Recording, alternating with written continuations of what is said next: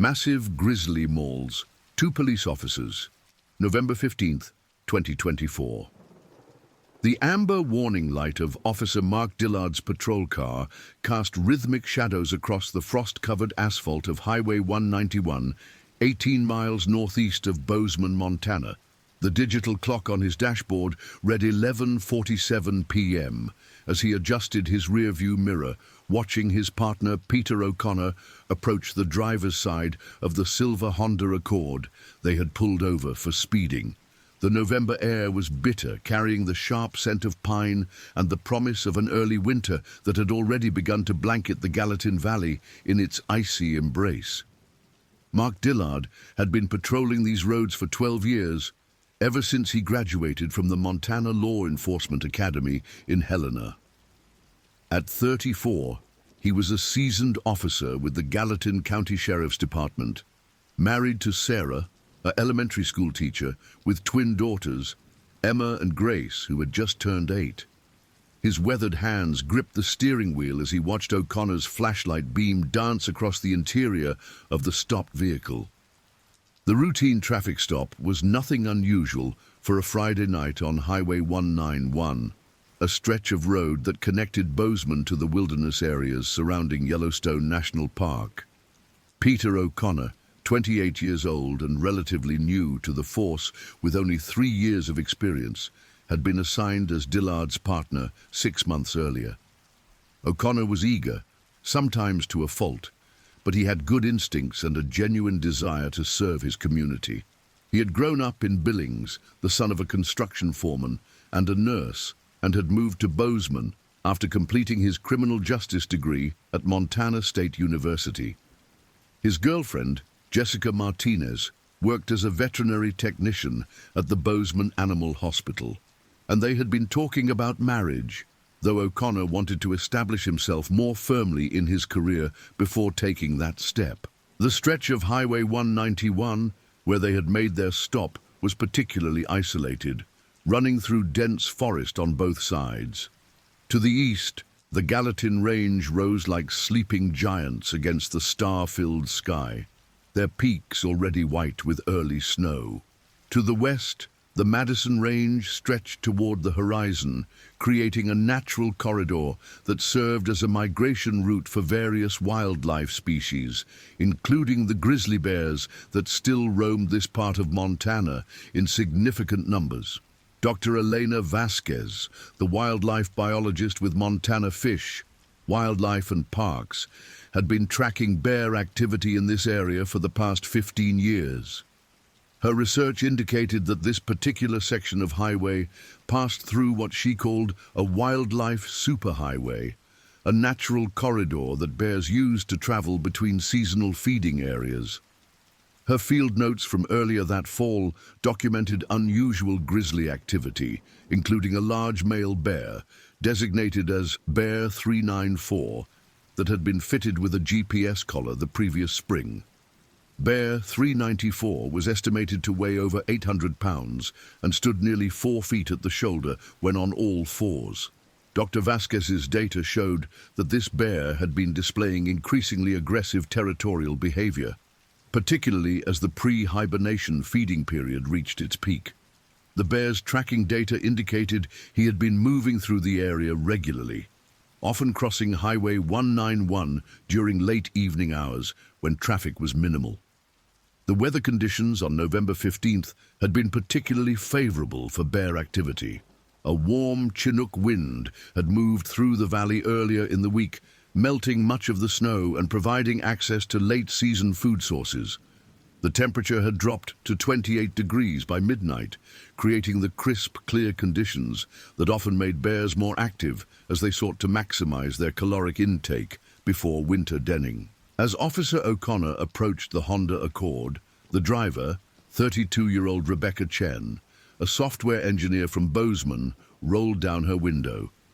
She had been driving home from a work conference in West Yellowstone and acknowledged that she had been speeding, explaining that she was anxious to get home to her family.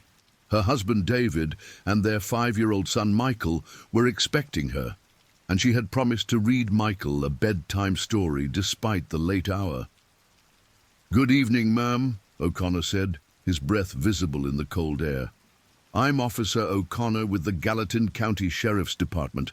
I stopped you because I clocked you going 78 in a 65 zone. Can I see your driver's license, registration and insurance, please?" Rebecca Chen fumbled through her purse, her hands slightly shaking from the cold and nervousness. "I'm sorry, officer. I know I was going a bit fast. I'm just trying to get home to my family." She handed him the requested documents through the window. Back in the patrol car, Officer Dillard ran the routine checks on Chen's information while monitoring the radio chatter from dispatch. The night had been relatively quiet, with only a few minor incidents reported throughout the county. Dispatcher Monica Rodriguez, who had been working the overnight shift for the past 7 years, noted the traffic stop in the system and continued monitoring other units' activities. What none of them knew was that Bear 394 had been foraging in a stand of serviceberry bushes approximately 200 yards east of the highway, hidden in the dense undergrowth that lined the roadside drainage ditch. The bear's acute hearing, capable of detecting sounds at frequencies beyond human perception, had picked up the sound of the vehicle stopping. His sense of smell, 7 times more powerful than a bloodhound's, detected the various human scents carried on the night breeze. The grizzly had encountered humans before, but never in a situation where he felt cornered or threatened. Recent encounters with bow hunters in the area had made him more wary and potentially aggressive toward human presence. 2 weeks earlier, he had been shot at by a hunter who mistook him for a legal black bear, the arrow grazing his shoulder and leaving him with a painful wound that had since healed but left him more reactive to human scents and sounds. Dr. Vasquez's research had documented that grizzly bears in this region were experiencing increased stress due to habitat fragmentation and human encroachment. The construction of new housing developments on the outskirts of Bozeman had pushed bears into smaller territories, increasing competition for resources and making encounters with humans more likely.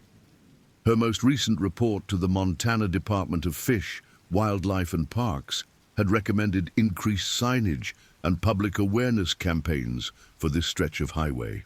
As Officer O'Connor completed his interaction with Rebecca Chen, deciding to issue her a written warning rather than a citation due to her cooperative attitude and clean driving record, Bear 394 began moving through the dense brush toward the lights and sounds that had attracted his attention.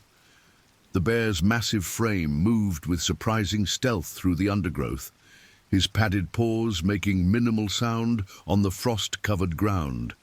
The drainage ditch that ran parallel to Highway 191 was approximately 6 feet deep and lined with dense willows and berry bushes. This natural depression provided perfect cover for the bear's approach, allowing him to move within yards of the highway without being detected. The ditch had been excavated during the highway's construction in the 1970s to manage snowmelt and rainwater runoff. But over the decades, it had become a natural wildlife corridor. Rebecca Chen thanked Officer O'Connor for the warning and rolled up her window, starting her engine and checking her mirrors before pulling back onto the highway. Her Honda Accord disappeared into the darkness, its taillights fading as she continued her journey home to Bozeman. O'Connor walked back toward the patrol car, his flashlight beam sweeping the asphalt as he navigated around the vehicle. Officer Dillard had stepped out of the patrol car and was standing near the driver's side door, radio in hand, preparing to inform dispatch that they were clear and available for other calls. The routine nature of the stop had allowed him to relax slightly, and he was thinking about the remainder of their shift, which was scheduled to end at 6 a.m. He and Sarah had planned to take the twins hiking in the Bridger Mountains on Saturday if the weather held. The first indication that something was wrong came from the radio. Dispatcher Rodriguez's voice crackled through the night air. "Unit 47, be advised we've received reports of wildlife activity in your area."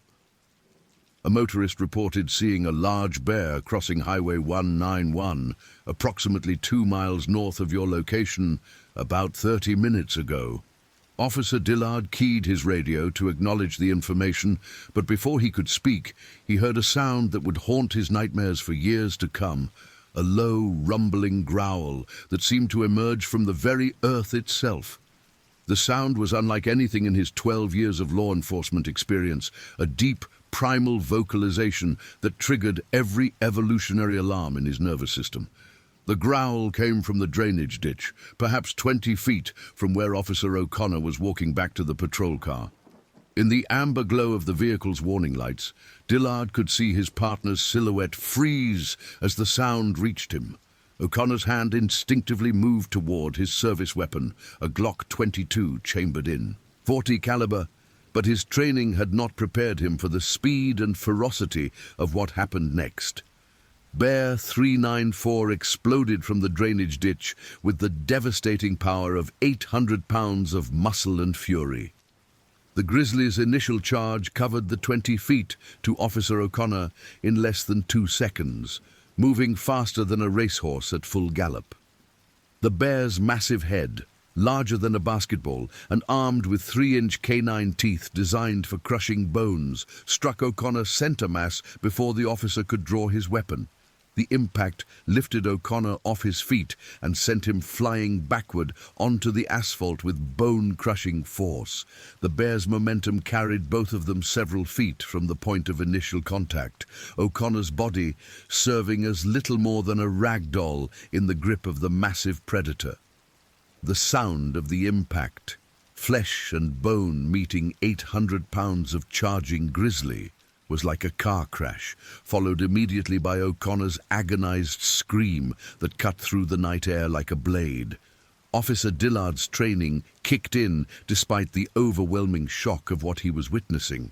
He drew his service weapon and moved toward his partner, shouting commands at the bear that he knew were useless, but that represented his only psychological anchor to the procedural world he understood. "Get back! Get back!" he yelled, though his voice was barely audible over the horrific sounds of the attack. The Grizzly's assault on Officer O'Connor was devastating in its efficiency. The bear's powerful jaws clamped down on O'Connor's torso, the massive teeth penetrating his bulletproof vest as if it were made of paper. The vest, rated to stop small arms fire, provided no protection against the crushing power of a grizzly's bite, which could exert over 1,500 pounds of pressure per square inch. O'Connor's screams turned to gurgling sounds as the bear shook him like a dog with a toy, the massive head whipping back and forth with enough force to cause severe cervical spine trauma. Blood began pooling on the asphalt, dark and thick in the amber light of the patrol car's emergency flashes. The metallic scent mixed with the musky odor of the bear, creating a smell that would trigger panic attacks in Dillard for months afterward. "Officer down! Officer down!" Dillard shouted into his radio while simultaneously trying to get a clear shot at the bear. The grizzly's positioning made it impossible to fire without risking hitting O'Connor, who was still moving, still fighting against the massive predator, despite his catastrophic injuries. Dispatcher Rodriguez's voice came back immediately, tight with controlled urgency. "Unit 47, repeat your last transmission." "Did you say officer down?" "Grizzly attack, Highway 191, mile marker 67, officer down. We need medical and backup immediately." Dillard's voice cracked as he watched the bear drag his partner further from the roadway, toward the darkness of the forest. The bear's behavior was unlike anything documented in Dr. Vasquez's research. Most grizzly attacks were defensive, lasting only seconds as the bear sought to eliminate a perceived threat and then withdraw. This attack was different. Prolonged, systematic, and devastating, the bear seemed intent on completely neutralizing the perceived threat, showing none of the typical hit-and-retreat behavior that characterized most human grizzly encounters. O'Connor's duty belt, loaded with equipment including handcuffs, pepper spray, and extra ammunition, was torn away by the bear's claws, the leather strap snapping like a rubber band. His radio, which had been clipped to his shirt, was crushed under the bear's massive paw, cutting off any possibility of him calling for help himself. Officer Dillard moved closer, trying to find an angle where he could fire without hitting his partner. The .40 caliber rounds in his Glock were powerful enough to stop a human threat, but their effectiveness against an 800-pound grizzly bear was questionable at best. Fish and wildlife officials typically recommended larger caliber weapons, 44 magnums or rifles, for bear defense, but patrol officers carried standard sidearms designed for human encounters. The grizzly's attention suddenly shifted to Dillard, the massive head turning with disturbing intelligence. The bear's eyes, small but bright in the artificial light, fixed on the approaching officer with unmistakable aggressive intent. For a moment that lasted an eternity, predator and human locked gazes across the blood-stained asphalt. Blood covered the bear's muzzle and chest, O'Connor's blood, and the sight triggered something primal in Dillard's nervous system. His hands shook as he aimed his weapon, his breath coming in short, sharp gasps that created puffs of vapor in the cold air.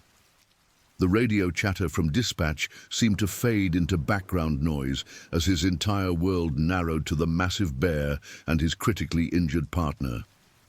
The grizzly released O'Connor and took a step toward Dillard, its massive bulk moving with the fluid grace of an apex predator. The bear's shoulders, rippling with muscle beneath its thick coat, rolled as it shifted its weight, preparing for another charge. Saliva and blood dripped from its jaws, creating dark spots on the asphalt. Dillard fired 3 rapid shots, the muzzle flashes illuminating the scene in stark, stroboscopic detail. The .40 caliber rounds struck the bear in the chest, but rather than dropping the massive animal, they seemed to enrage it further. The grizzly roared, a sound that reverberated across the valley like thunder, and charged directly at Officer Dillard. The second charge was even more devastating than the first. The bear covered the 15 feet between them in less than a second, moving with the inexorable force of an avalanche. Dillard managed to fire 2 more rounds before the grizzly struck him, the massive paw sweeping across his torso with enough force to shatter ribs and send him sprawling across the hood of the patrol car. The impact with the vehicle's hood created a spiderweb of cracks in the windshield and triggered the car's alarm system, adding its wailing siren to the cacophony of horror that filled the night air. Dillard's service weapon went flying, sliding across the asphalt and coming to rest in the roadside gravel. Pain exploded through Dillard's body as he rolled off the hood and hit the asphalt. His left arm hung at an unnatural angle, clearly broken, and he could feel the warm wetness of blood soaking through his uniform shirt. The bear's claws had raked across his chest, tearing through the bulletproof vest and leaving deep furrows in his flesh. The grizzly stood over him, its massive bulk blocking out the stars, its breathing heavy and labored from the exertion of the attack. Blood from the gunshot wounds matted its fur, but the wounds appeared to be superficial, passing through muscle and fat without striking vital organs. The bear's head lowered toward Dillard, its breath hot and rank with the smell of blood and decay. For a moment that stretched like eternity, Dillard thought he was going to die on that lonely stretch of highway, his body torn apart by the massive predator that loomed over him. He thought of Sarah and the twins, of the promise he had made to come home safe at the end of every shift, of the hiking trip they had planned for Saturday that would never happen.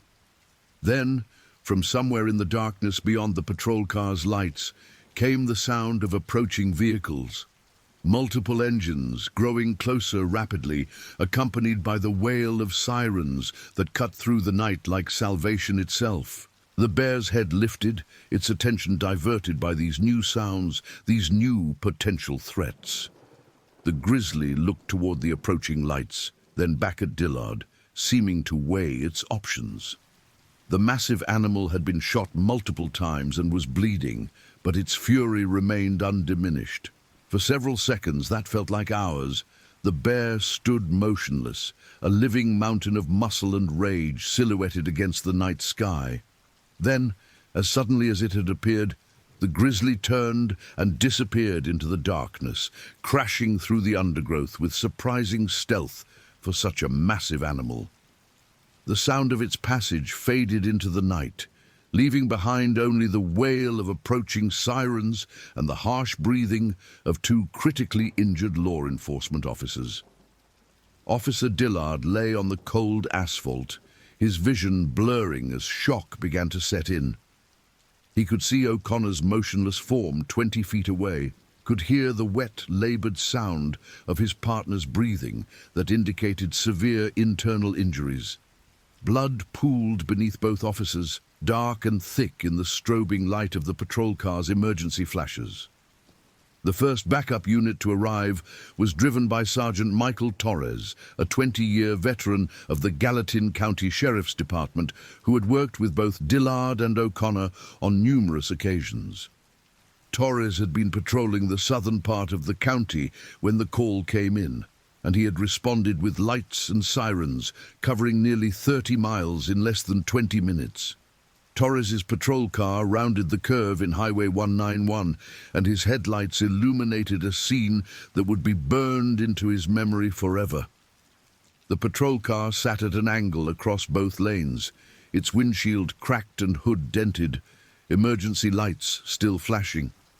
Officer Dillard lay beside the vehicle, his uniform torn and bloody, while O'Connor was sprawled near the center line, his body twisted at angles that indicated severe trauma. "Jesus Christ," Torres whispered as he keyed his radio. "Dispatch, this is Unit 23. I'm on scene at mile marker 67. We have 2 officers down. Both appear to have critical injuries. I need multiple medical units and a helicopter if possible. The scene appears secure, but I'm requesting wildlife officers as backup." Dispatcher Rodriguez's voice came back immediately. "Copy Unit 23. Medical units and Flight for Life are en route. ETA for ground units is 8 minutes. Helicopter is 25 minutes. Are the officers conscious?" Torres approached Dillard first, his service weapon drawn but lowered, his eyes scanning the darkness beyond the reach of his flashlight beam. The massive tracks in the soft earth beside the drainage ditch told the story of what had happened. Paw prints nearly the size of dinner plates, pressed deep into the frost-covered soil. "Mark, can you hear me?" Torres knelt beside his colleague, his hands already applying pressure to the worst of the visible wounds. Dillard's eyes were open but glazed with shock, his breathing shallow and rapid. "Pete," Dillard whispered, his voice barely audible. "Is Pete?" "Don't worry about Pete right now. Just focus on staying with me," Torres replied, though his assessment of O'Connor's condition was grim. From his position beside Dillard, he could see that O'Connor was unconscious, his breathing irregular and labored, blood pooling beneath his head and torso. Additional units began arriving in rapid succession. Deputy Rebecca Walsh, a 5-year veteran with emergency medical training, took over care of Officer Dillard while Torres moved to assess O'Connor's condition. Deputy James Mitchell established a perimeter and began documenting the scene with his camera, the flash illuminating blood spatters and claw marks that painted a horrific picture of the attack. Dr. Patricia Hoffman, a trauma surgeon at Bozeman Health Deaconess Hospital, was at home when she received the call about incoming critical patients from a wildlife attack. She had treated bear attack victims before, but the description of the injuries from the paramedics on scene indicated this was going to be one of the worst cases she had encountered. The Flight for Life helicopter, piloted by Captain Robert Flynn, with 15 years of emergency medical experience, lifted off from the Bozeman Airport at 12:23 a.m., carrying flight medic Sarah Collins and flight nurse Jennifer Martinez. The helicopter's powerful searchlight cut through the darkness as it flew toward the scene, the crew preparing for what they knew would be a challenging extraction given the remote location and severity of the injuries. Back at the scene, Officer O'Connor's condition was deteriorating rapidly. His breathing had become increasingly labored, and he was showing signs of internal bleeding that indicated severe abdominal trauma. The bear's attack had been devastating, causing multiple rib fractures, a punctured lung, and what appeared to be severe damage to internal organs. Deputy Walsh worked frantically to stabilize Officer Dillard, whose injuries, while serious, appeared to be less life-threatening than his partner's. The bear's claws had created deep lacerations across his chest and arms, and his left arm was clearly broken, but he remained conscious and was able to respond to questions. "The bear came out of the ditch," Dillard managed to say between labored breaths. "It was huge, bigger than anything I've ever seen. It got Pete first, then came after me. I shot it, but it didn't stop. It didn't stop." The arrival of the ground ambulances brought additional medical personnel and equipment to the scene. Paramedic David Chen, who had been working emergency medicine in Montana for 12 years, had treated bear attack victims before, but he was struck by the severity of the injuries and the amount of blood at the scene. "This is unlike any bear attack I've seen," Chen reported to Dr. Hoffman via radio. "The injuries are extensive and systematic. Officer O'Connor has severe trauma to the torso, possible internal bleeding, multiple fractures and compromised breathing. Officer Dillard has deep lacerations and a fractured arm, but is conscious and responsive." The Flight for Life helicopter arrived at 12:48 a.m., its rotor wash creating a whirlwind of dust and debris as it set down on Highway 191. The highway had been closed to traffic by the Montana Highway Patrol, creating a secure landing zone for the medical helicopter. Flight medic Collins and nurse Martinez quickly assessed both patients and made the critical decision to transport O'Connor first, given the severity of his injuries. As the helicopter lifted off with Officer O'Connor, Dillard watched from his gurney as his partner disappeared into the night sky. The sound of the rotors faded into the distance, leaving behind the controlled chaos of the crime scene and the beginning of what would be a long and painful recovery process.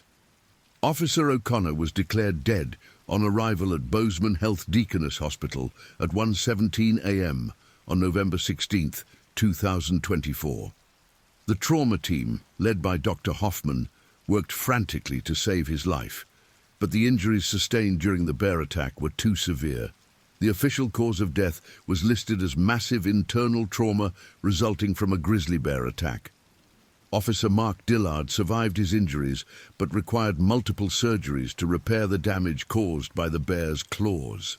His physical recovery would take months, but the psychological trauma of watching his partner killed by the massive grizzly would require years of therapy and counseling. He would never return to active duty as a law enforcement officer. The grizzly bear that attacked the two officers was tracked by Montana Fish, Wildlife and Parks officers using GPS collar data and found dead approximately 2 miles from the attack scene. The bear had succumbed to the gunshot wounds inflicted by Officer Dillard, but not before traveling a significant distance through dense forest. The necropsy revealed that Bear 394 had been suffering from a severe tooth infection that may have contributed to its aggressive behavior. Dr. Elena Vasquez's investigation into the attack revealed that Bear 394 had been displaying increasingly erratic behavior in the weeks leading up to the incident. Trail camera footage from the area showed the bear approaching human habitation and displaying signs of food conditioning, possibly the result of improper garbage storage in nearby residential areas. The attack on Officers Dillard and O'Connor became a catalyst for significant changes in wildlife management policies in the Gallatin Valley. New protocols were established for law enforcement encounters with wildlife, including mandatory bear spray for all patrol officers and enhanced training in wildlife encounter procedures. Rebecca Chen, the motorist who had been stopped for speeding moments before the attack, was haunted by the knowledge that her traffic violation had placed the officers in the path of the grizzly. She established a scholarship fund in Officer O'Connor's memory to support the children of law enforcement officers killed in the line of duty. The stretch of Highway 191, where the attack occurred, was designated as a wildlife crossing area, with new signage warning motorists of increased bear activity. Motion-activated lighting was installed along the roadside, and the drainage ditch was modified to discourage wildlife from using it as a travel corridor. Officer Peter O'Connor was posthumously awarded the Medal of Valor by the Gallatin County Sheriff's Department.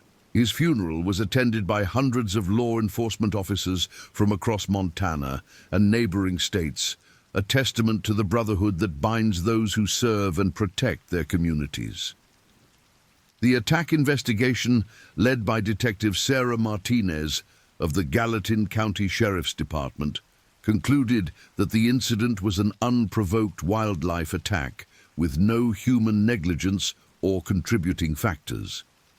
The bear's aggressive behavior was attributed to a combination of pre-hibernation feeding stress, territorial aggression, and the infected tooth that caused constant pain. The media coverage of the attack brought national attention to the increasing frequency of human-wildlife encounters in Montana and other western states. Wildlife biologists and law enforcement agencies used the tragedy as an opportunity to educate the public about the importance of proper food storage and the need for increased awareness when traveling through bear country. Dr. Vasquez continued her research into grizzly bear behavior, using the data from Bear 394's GPS collar to better understand the factors that contribute to aggressive encounters. Her findings led to new protocols for monitoring tagged bears and identifying individuals that might pose a risk to public safety. The emergency responders who worked the scene of the attack, including Sergeant Torres, Deputy Walsh, and the medical personnel, underwent critical incident stress debriefing to help them process the traumatic nature of the event. Several officers required ongoing counseling to deal with the psychological impact of witnessing such a violent wildlife attack. Officer Dillard's recovery was slow and painful.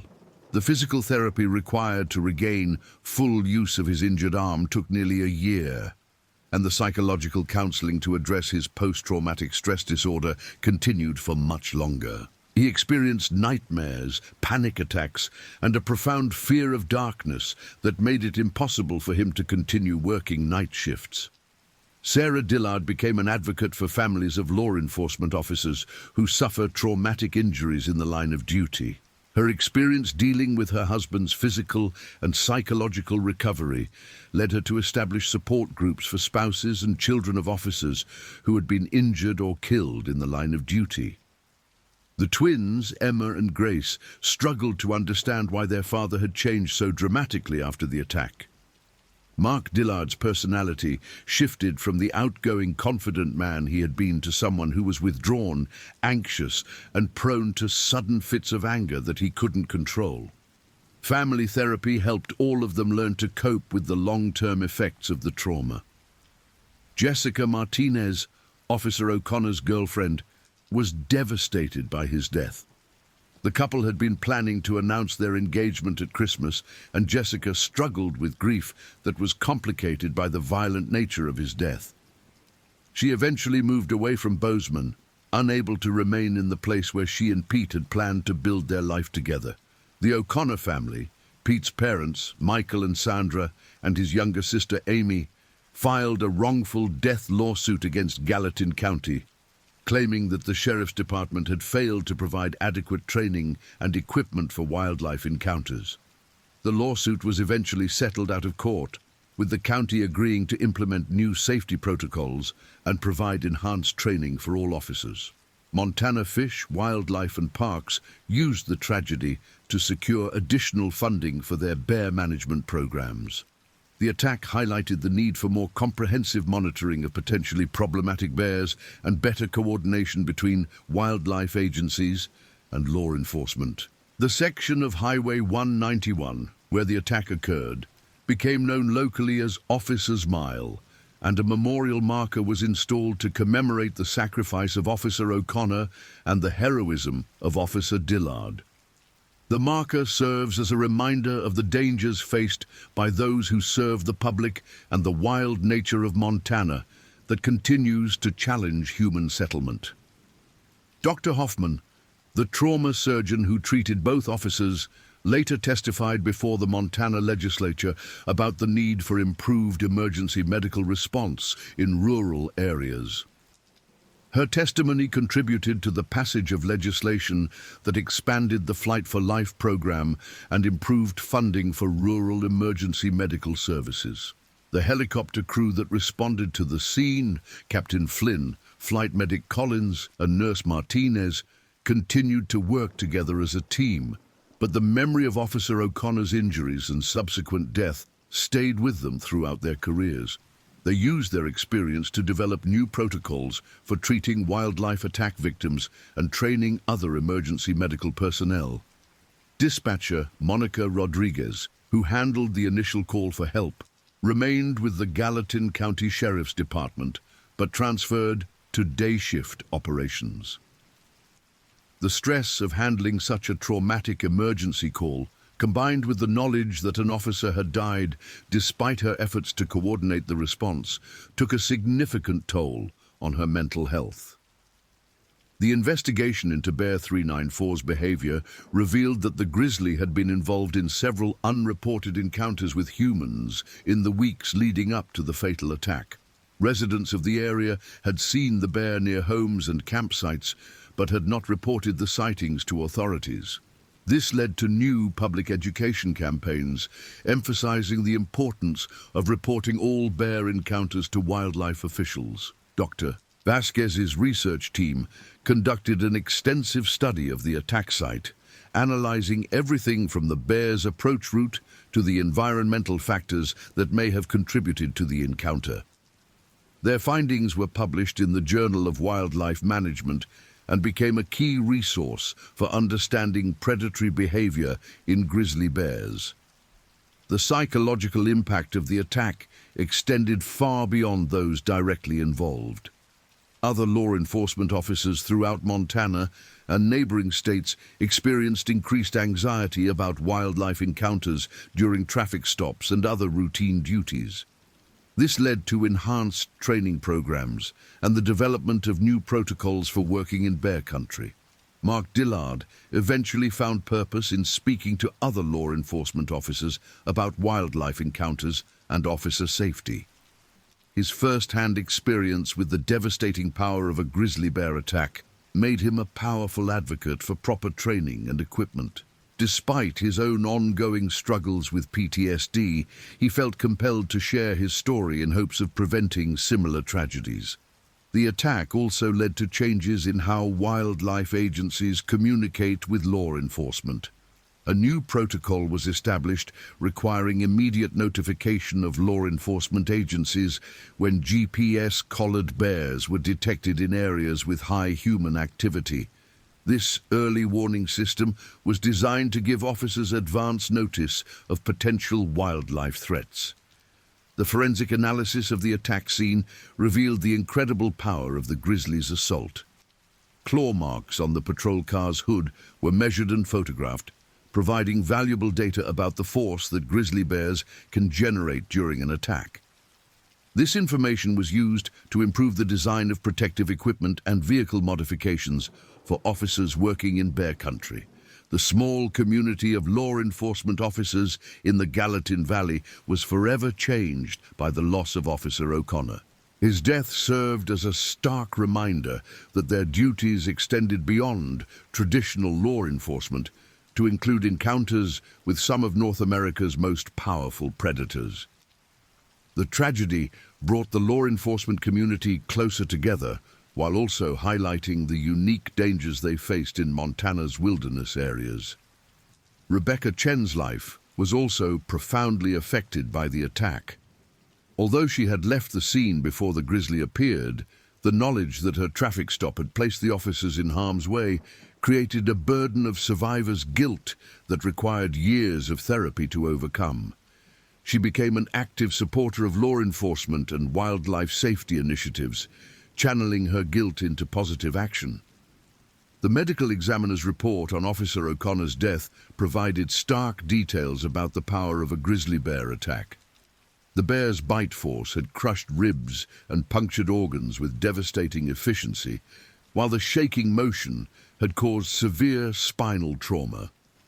The report became a key document in understanding the lethality of grizzly encounters and was used to develop better protective equipment.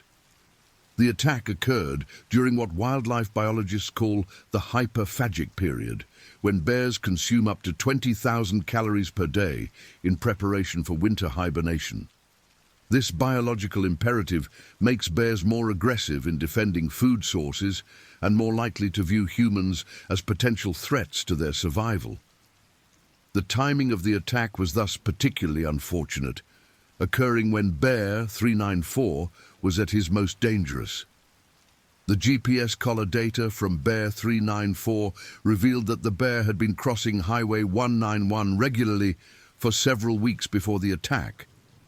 This information led to the installation of wildlife crossing warning systems at several locations along the highway, designed to alert motorists to the presence of large animals. These systems use motion sensors and automated warning lights to reduce vehicle-wildlife collisions. The night of November 15, 2024, marked a turning point in how Montana law enforcement approached wildlife encounters.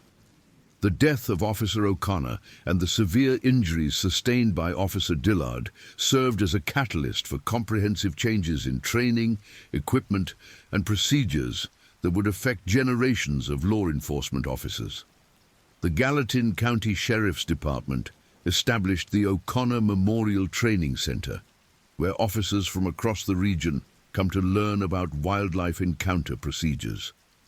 The center features realistic training scenarios and houses a collection of educational materials about bear behavior and safety protocols. In the months following the attack, wildlife officials trapped and relocated several other grizzly bears from the area around Highway 191. The attack had highlighted the dangerous concentration of bears using the highway corridor, and efforts were made to reduce the likelihood of future encounters by improving food storage requirements and increasing public education about living in bear country. The attack also led to changes in emergency medical protocols for treating wildlife attack victims. Dr. Hoffman worked with other trauma specialists to develop new treatment guidelines, specifically for bear attack injuries, which differ significantly from other types of trauma due to the crushing force and bacterial contamination associated with bear bites. The psychological evaluation of Officer Dillard revealed the complex nature of PTSD resulting from wildlife attacks. Unlike other forms of combat or duty-related trauma, the encounter with the grizzly tapped into primal fears that humans have carried for millennia. This understanding led to the development of specialized therapy techniques for treating wildlife attack survivors. The investigation into the attack also examined the role of human development in increasing wildlife encounters. The expansion of residential areas into traditional bear habitat had created new conflict zones where dangerous encounters were more likely to occur. This led to stricter zoning requirements and building codes designed to minimize attractive nuisances for bears. Officer O'Connor's death was the first law enforcement fatality from a wildlife attack in Montana in over 50 years. The rarity of such incidents had led to complacency in some areas of training and preparation, but his death served as a stark reminder that the wilderness could be as dangerous as any human adversary. The memorial service for Officer O'Connor drew attendees from across the country, including representatives from other law enforcement agencies that operated in bear country. The shared experience of working in areas where wildlife posed genuine threats created a unique bond among these officers, and O'Connor's death was felt throughout this specialized community. The attack investigation ultimately recommended that all patrol officers working in bear country be equipped with bear spray in addition to their firearms. The effectiveness of pepper spray against aggressive bears had been well documented, and it was seen as a less lethal option that might have changed the outcome of the encounter. The families of both officers became advocates for improved officer safety training and equipment. Their personal experience with the devastating consequences of inadequate preparation for wildlife encounters gave their advocacy efforts particular weight with legislators and policymakers. The attack on Highway 191 became a case study in wildlife attack response, used in training programs for law enforcement, emergency medical personnel, and wildlife officials throughout North America. The detailed documentation of the incident provided valuable insights into bear behavior, human response to extreme stress, and the effectiveness of various intervention techniques. Mark Dillard's survival was attributed to several factors, including his physical fitness, his ability to remain conscious and call for help, and the rapid response of backup units. His experience highlighted the importance of immediate medical attention in wildlife attack scenarios and led to improved emergency response protocols for remote areas.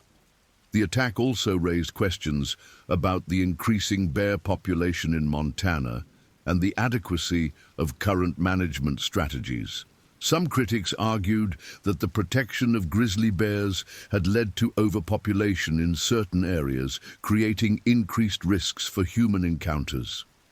This debate continued for months after the attack, with wildlife advocates and public safety officials offering different perspectives on the appropriate balance between conservation and human safety. The GPS collar data from Bear 394 provided unprecedented insight into the movements and behavior patterns of a grizzly bear in the weeks leading up to a fatal attack.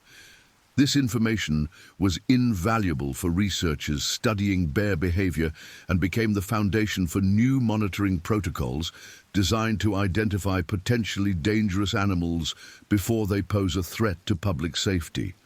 The attack occurred in an area where cell phone coverage was limited, which complicated the initial emergency response.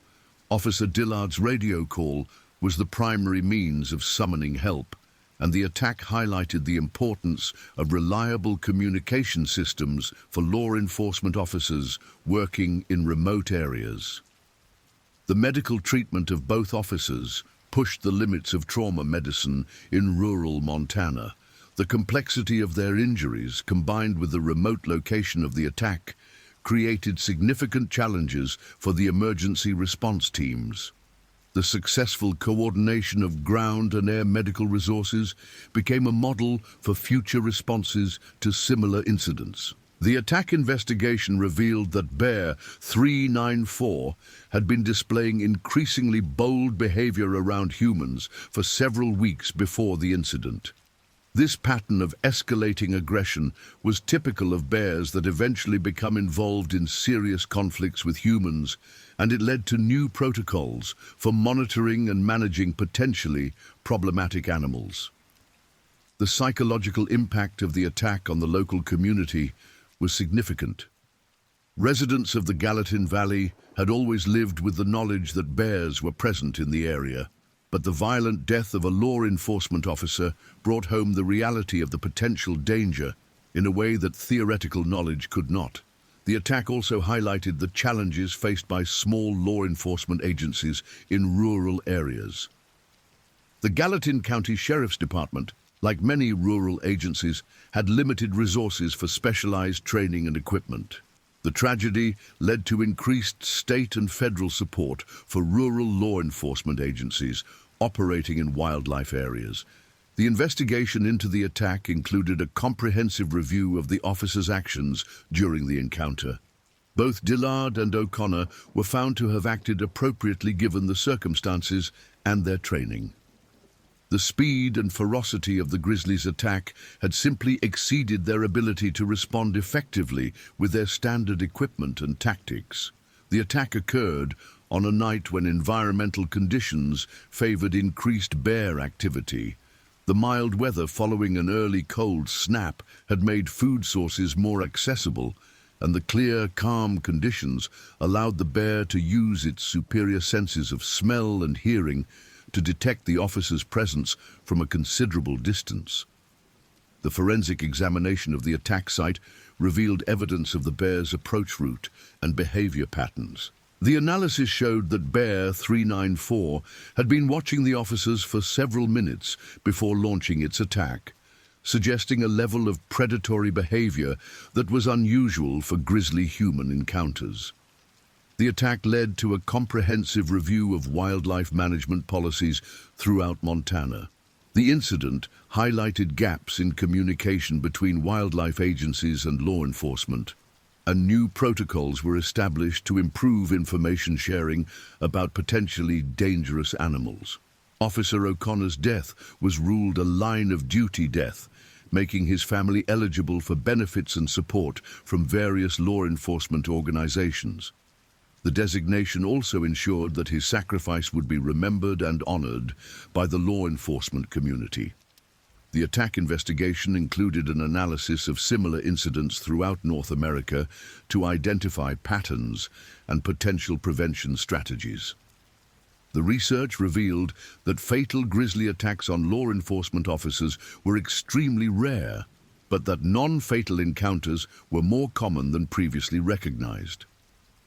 The medical response to the attack demonstrated both the capabilities and limitations of rural emergency medical services. The successful coordination of multiple agencies and the rapid deployment of helicopter transport were crucial factors in Officer Dillard's survival. But the remote location and severity of the injuries still resulted in one fatality. The attack occurred in an area that was considered relatively safe for human activity. Highway 191 was a major transportation corridor with regular traffic, and the presence of bears was known but not considered an immediate threat to travelers. The incident highlighted the unpredictable nature of wildlife encounters and the need for constant vigilance in bear country. The psychological support provided to the officers and their families became a model for other law enforcement agencies dealing with traumatic incidents. The comprehensive approach to mental health care recognized that the impact of such events extended far beyond the immediate victims to include families, colleagues, and the broader community. The attack on Officers Dillard and O'Connor represented a watershed moment in the relationship between law enforcement and wildlife in Montana. The tragedy served as a catalyst for comprehensive changes in training, equipment, procedures, and policies that would affect law enforcement operations in bear country for generations to come. The legacy of that November night continues to influence law enforcement training and wildlife management policies throughout North America. Officer Peter O'Connor's sacrifice and Officer Mark Dillard's survival serve as powerful reminders of the dangers faced by those who serve and protect in the wilderness areas of the American West, where the line between civilization and the wild remains dangerously thin. The next story's Polar Bear Encounters Trucker on Dalton Highway, March 11, 2025. The Dalton Highway stretched endlessly ahead through the Alaskan wilderness like a gray ribbon cutting through an ocean of white, its 414 miles of treacherous asphalt and gravel representing one of the most isolated and dangerous roads in North America. On March 11, 2025, at 3:47 a.m., David Michael Brooks was 73 miles north of Fairbanks, his 18-wheeler loaded with 40,000 pounds of drilling equipment destined for Prudhoe Bay, when he encountered something that would forever change the way wildlife authorities, truckers, and emergency responders understood the growing tensions between human infrastructure and the Arctic's apex predators. David Brooks, 47 years old, had been running the Dalton Highway for 8 years, ever since his divorce from Margaret and the subsequent loss of his construction business in Anchorage. Born and raised in Wasilla, he was the third generation of his family to make their living from Alaska's unforgiving landscape. His grandfather, Samuel Brooks, had worked the oil fields when they were first discovered, and his father, Michael Brooks, had spent 30 years as a bush pilot before a crash in 1998 left him permanently grounded with a steel rod in his left leg. David had inherited their respect for the wilderness and their understanding that in Alaska, nature always held the upper hand. The morning of March 11th began like countless others for David. He'd started his run from Fairbanks at 1:15 a.m. after completing his mandatory pre-trip inspection under the yellowish glow of the truck stop's sodium lights. His rig was a 2019 Peterbilt 389, forest green with chrome stacks, meticulously maintained and equipped with the heavy-duty modifications necessary for ice road trucking. Reinforced bumpers, auxiliary heating systems, emergency survival gear, and a CB radio that he kept tuned to channel 19 for communication with other drivers. The trailer behind him carried specialized drilling components for Hillcorp Alaska LLC, each piece worth more than most people's homes and critical for the upcoming spring drilling season. David had made this run 127 times without serious incident. He knew every curve, every potential hazard, every place where the permafrost had shifted and created dangerous dips in the roadway. He could identify the territorial markers left by grizzly bears on the trees alongside certain stretches, knew which areas were frequented by caribou during their migrations, and had developed an almost supernatural ability to spot the reflection of moose eyes in his headlights from distances that amazed newer drivers. But polar bears were different.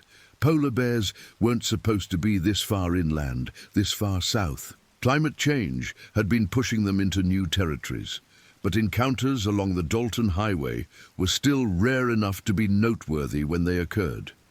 The weather that morning was typical for March in the Arctic.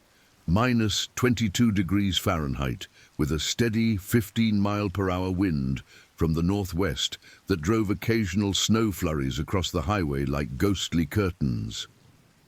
David's truck maintained a steady 65 miles per hour, the maximum safe speed for the conditions, his headlights cutting through the pre-dawn darkness and illuminating the reflective markers that helped drivers stay on the narrow roadway. The CB radio crackled occasionally with transmissions from other drivers, their voices providing the only human contact across hundreds of miles of wilderness. At mile marker 73, approximately 3:45 a.m., David began experiencing what he would later describe to investigators as mechanical problems. The engine temperature gauge showed a gradual but concerning rise, and he noticed a slight vibration in the steering wheel that hadn't been present when he'd left Fairbanks.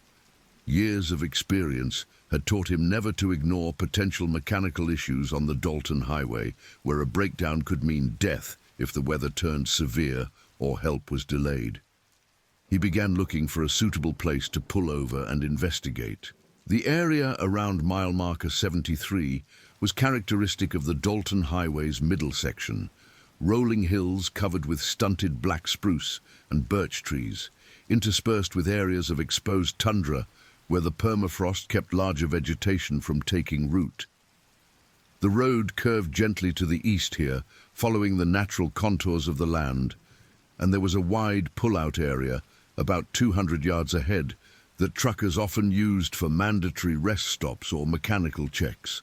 David had stopped there before and knew it offered enough space to safely park his rig while keeping the trailer clear of the travel lanes. He activated his hazard lights and began slowing down, using his engine brake to avoid overheating the wheel brakes in the frigid air. The pull-out area came into view, a roughly circular space perhaps 50 yards in diameter, carved out of the surrounding forest and covered with a mixture of gravel and packed snow. There were tire tracks from previous stops, but the snow was falling lightly enough to partially obscure them.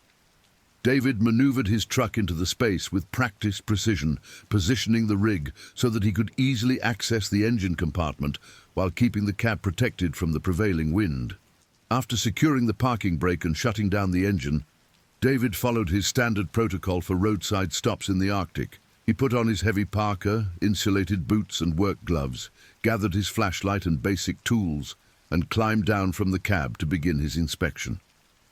The sudden silence after shutting off the diesel engine was profound, broken only by the whisper of wind through the trees and the occasional crack of settling metal as the truck began cooling down. The air was so cold it made his nasal passages sting, and his breath formed dense clouds that dissipated quickly in the wind. David's mechanical inspection revealed what he suspected: a minor coolant leak from one of the radiator hoses, probably caused by the thermal expansion and contraction that was routine in extreme temperature variations. It wasn't immediately dangerous, but it needed attention before continuing the run to Prudhoe Bay. He had the necessary tools and materials to make a temporary repair, but the work would take at least 30 minutes in the cold, requiring him to remove his gloves periodically to handle small components. He retrieved his toolbox from the cab and began the repair process, working by the light of his flashlight and the truck's marker lights. What David didn't know was that he was being watched. The polar bear was a mature male, approximately 8 years old, and weighing close to 700 pounds. He had been traveling south for 3 days, following a scent trail that had led him far from his usual territory along the Arctic Ocean coast. Climate change and shifting ice patterns had disrupted his normal hunting grounds, forcing him to search for food in increasingly unfamiliar areas. The bear was hungry, having not eaten substantially in over a week, and the combination of hunger and disorientation had made him more aggressive than polar bears typically were toward human activity. Dr. Sarah Chen, a wildlife biologist with the Alaska Department of Fish and Game, who would later study this encounter extensively, explained that polar bears are fundamentally different from other North American bear species in their relationship with humans. While black bears and brown bears generally avoid human contact unless protecting cubs or food sources, polar bears have evolved as specialized predators in an environment where they are the undisputed apex species. They have no natural fear of humans and will actively investigate anything they perceive as potential prey or a threat to their territory. The bear had first detected David's truck from nearly a quarter-mile away, drawn by the combination of diesel exhaust, engine noise, and unfamiliar scents. He had paralleled the highway for several minutes, staying in the tree line and observing the moving vehicle with the patient curiosity that characterized his species. When David pulled over and began working outside his truck, the bear's interest intensified. The vulnerability of a single human, separated from the protective shelter of his vehicle, triggered hunting instincts that had been shaped by thousands of years of evolution in one of Earth's harshest environments. The bear began moving closer, using the natural cover provided by the forest to mask his approach. Polar bears are surprisingly stealthy for their size, capable of moving almost silently across various terrain when stalking prey.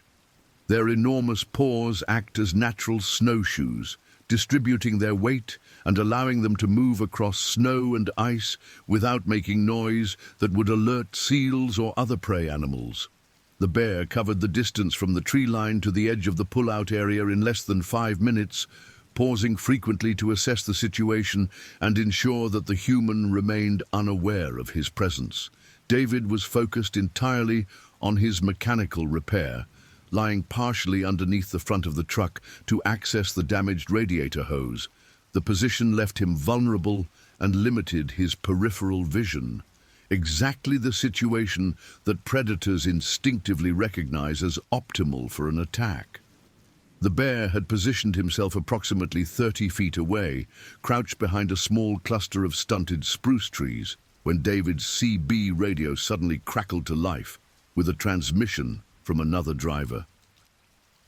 "Northbound Peterbilt at mile 73, you copy." The voice belonged to Tommy Rodriguez. another ice road trucker who had been following David's route approximately 20 minutes behind. Tommy had noticed David's truck parked at the pullout and wanted to check if assistance was needed. The protocol among Dalton highway drivers was clear. Always check on fellow truckers, because in the Arctic wilderness, mutual support often meant the difference between life and death. David heard the transmission and began sliding out from under the truck to respond. As he emerged, wiping grease from his hands on a shop rag, he caught a glimpse of movement in his peripheral vision. His first thought was that it might be a moose or caribou, common sights along this stretch of highway, but something about the shape and color was wrong. He turned his head for a better look, and his blood froze as he recognized the distinctive cream-colored fur and massive build of a polar bear. The bear had moved closer during David's distraction with the radio and now stood less than 20 feet away, its black nose twitching as it analyzed the scents around the truck. The animal was enormous, its head alone appearing to be the size of a 50-gallon drum, with small dark eyes that reflected David's flashlight beam with an eerie intelligence. For a moment that seemed to last forever, human and bear simply stared at each other, both assessing the threat posed by the other. David's training and experience immediately took over. He knew that running would trigger the bear's chase instinct, and that he could never outrun an animal capable of reaching speeds of 25 miles per hour across ice and snow. He also knew that polar bears, unlike other bear species, would not typically be deterred by making himself appear larger or by shouting. His only realistic option was to back slowly toward his truck while avoiding direct eye contact, which the bear might interpret as a challenge. He began moving backward, step by careful step, his right hand searching for the door handle of his cab, while his left hand held the flashlight steady to keep track of the bear's movements. The distance to safety was perhaps 12 feet. But it felt like miles as he watched the bear's head track his movement with predatory focus. The CB radio crackled again with Tommy's voice, but David couldn't risk the distraction of responding. The bear took a step forward, then another. Its massive paws left deep impressions in the snow, and David could hear the animal's breathing, a deep, rhythmic sound that seemed to echo in the cold air. The bear's posture was alert, but not yet overtly aggressive. It was still assessing the situation, trying to determine whether David represented prey, threat, or something else entirely. Dr. Moai. Chen's later analysis suggested that the bear was displaying classic investigative behavior, common when polar bears encounter unfamiliar situations or objects in their territory. David's hand found the door handle of his truck, and he carefully began to lift it, trying to avoid any sudden movements that might provoke an attack. The mechanism was stiff from the cold, requiring more force than usual, and the slight clicking sound it made seemed unnaturally loud in the Arctic silence. The bear's ears swiveled toward the sound, and its posture shifted slightly, becoming more tense and alert. What happened next would be reconstructed later through physical evidence, witness testimony, and expert analysis of polar bear behavior. David managed to open the cab door and was in the process of climbing up into the driver's seat when the bear's demeanor suddenly changed from curious investigation to active aggression. The trigger appeared to be the diesel engine's cooling system, which chose that exact moment to release a burst of steam and antifreeze vapor as the damaged hose failed completely. The sudden hissing sound and chemical smell startled the bear, causing it to rear up on its hind legs in a threat display that revealed its full, imposing height of nearly 9 feet. Polar bears standing on their hind legs are one of nature's most intimidating sights, and David later told investigators that seeing the massive predator towering above him triggered a primal terror unlike anything he had experienced in decades of working in dangerous environments.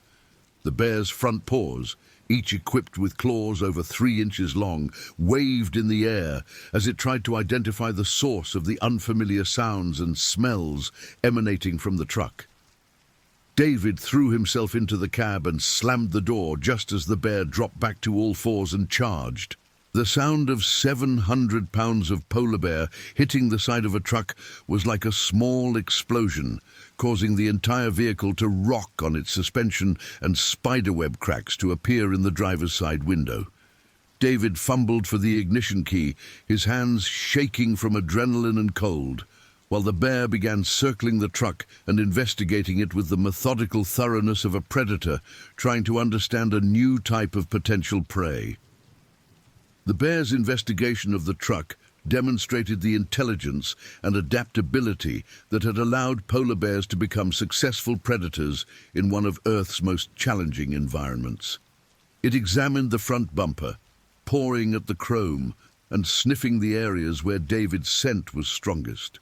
It investigated the trailer connections, the exhaust stack, and the fuel tank, each examination accompanied by huffing sounds as the bear processed the various scents and textures. Most concerning to David was the bear's obvious interest in finding a way into the cab where he was trapped. The CB radio continued to crackle with Tommy Rodriguez's increasingly concerned transmissions. Tommy had reached the area where he expected to find David's truck and was confused by the lack of response to his radio calls.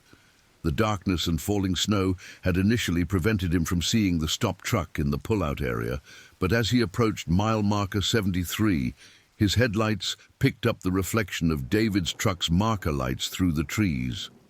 Tommy was a veteran ice road trucker himself, 42 years old and originally from Texas, who'd been running Arctic routes for 12 years. His real name was Tomas Rodriguez, but he had adopted the anglicized version early in his trucking career after encountering prejudice from some clients and dispatchers. He was married to Linda, a school teacher in Fairbanks, and had 2 teenage children who worried constantly about their father's dangerous profession. Tommy had a reputation among Dalton highway drivers for being someone you could count on in an emergency, and he had participated in several rescue operations over the years. As Tommy's truck approached the pull-out area, he could see David's Peterbilt clearly illuminated in his headlights, but something about the scene struck him as wrong. The truck appeared to be rocking slightly, and there were what looked like large tracks in the snow around the vehicle. His first thought was that David might be experiencing some kind of mechanical problem with his trailer load shifting, but as he got closer, he caught a glimpse of movement that made his blood run cold. The polar bear was standing on its hind legs again, this time with its front paws pressed against the driver's side window of David's cab, apparently trying to understand the barrier that prevented it from reaching the human it could clearly see and smell inside. The sight was so surreal that Tommy initially questioned what he was seeing, but there was no mistaking the massive white form against the green paint of David's truck. Tommy immediately grabbed his CB radio and began broadcasting on the emergency channel. "Mayday, Mayday. This is northbound Kenworth at mile marker 73 on the Dalton Highway. I have a polar bear attack in progress. Repeat, polar bear attack in progress. Driver trapped in his cab. Need immediate assistance from Fish and Game and emergency services." The response was immediate and came from multiple sources. The Alaska State Troopers dispatch in Fairbanks acknowledged the call and began coordinating an emergency response. The Department of Fish and Game Duty officer, Dr. Michael Harrison, was contacted at his home and immediately began the process of assembling a wildlife response team. The Prudhoe Bay Fire Department, despite being over 200 miles away, placed their emergency medical team on standby in case helicopter evacuation became necessary. Meanwhile, inside his cab, David was experiencing a level of terror and helplessness that would haunt him for months afterward. The bear had discovered that the window glass yielded slightly under pressure and had begun systematically testing different parts of the cab's exterior, looking for weaknesses. The sound of claws scraping against metal and glass was constant, punctuated by the bear's huffing and the occasional impact as it struck the truck with its paws. The truck's electrical system was still functioning, and David had turned on the interior lights, hoping that the illumination might discourage the bear's investigation. Instead, the lights seemed to increase the animal's interest, possibly because they made David more visible through the windows. The bear spent several minutes staring directly at David through the windshield, its black nose pressed against the glass and its breath fogging the exterior surface. The intelligence in the animal's dark eyes was unmistakable and deeply unsettling.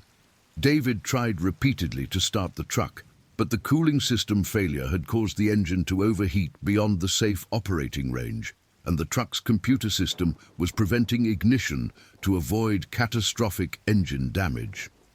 He was trapped in a $40,000 truck that had become his prison, surrounded by one of nature's most efficient predators, miles from help in sub-zero temperatures. Tommy Rodriguez faced his own dilemma. His instinct was to help David immediately, but approaching a polar bear with only the equipment available in his truck would likely result in two people needing rescue instead of one. He positioned his truck to provide maximum illumination of the scene with his headlights and began looking for options.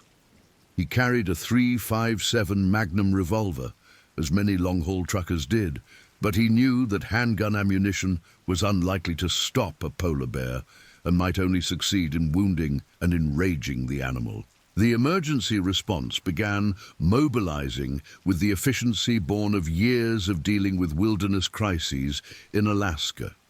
State Trooper Lieutenant Jennifer Walsh, based in Fairbanks, coordinated the initial response and contacted the Department of Fish and Game's Rapid Response Team.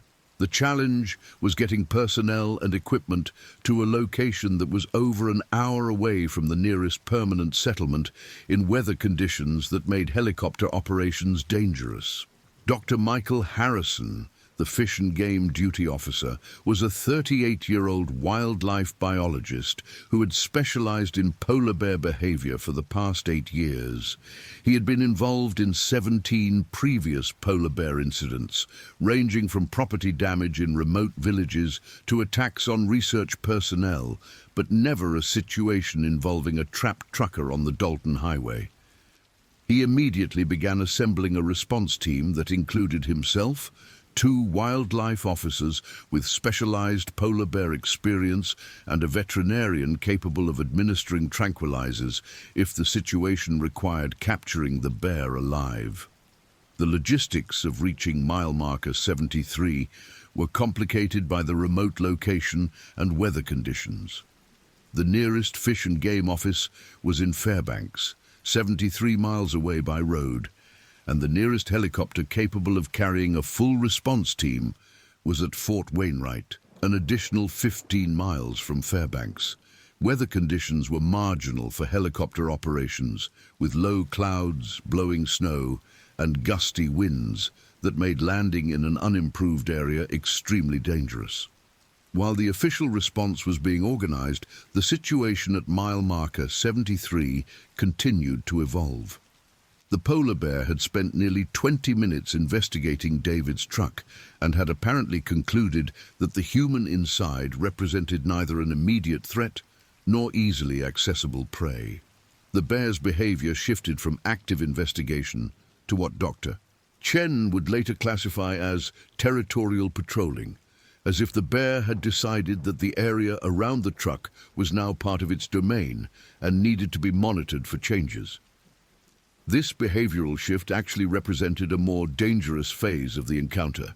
A curious bear might eventually lose interest and move on, but a bear that had claimed territory would be much more likely to respond aggressively to any changes in the situation, including the arrival of rescue personnel. The bear began making wide circles around David's truck, occasionally stopping to mark scent posts on nearby trees or to dig in the snow, behaviors that indicated it was settling in for an extended stay. David, trapped inside his cab, could only watch helplessly as the massive predator established what appeared to be a perimeter around his truck.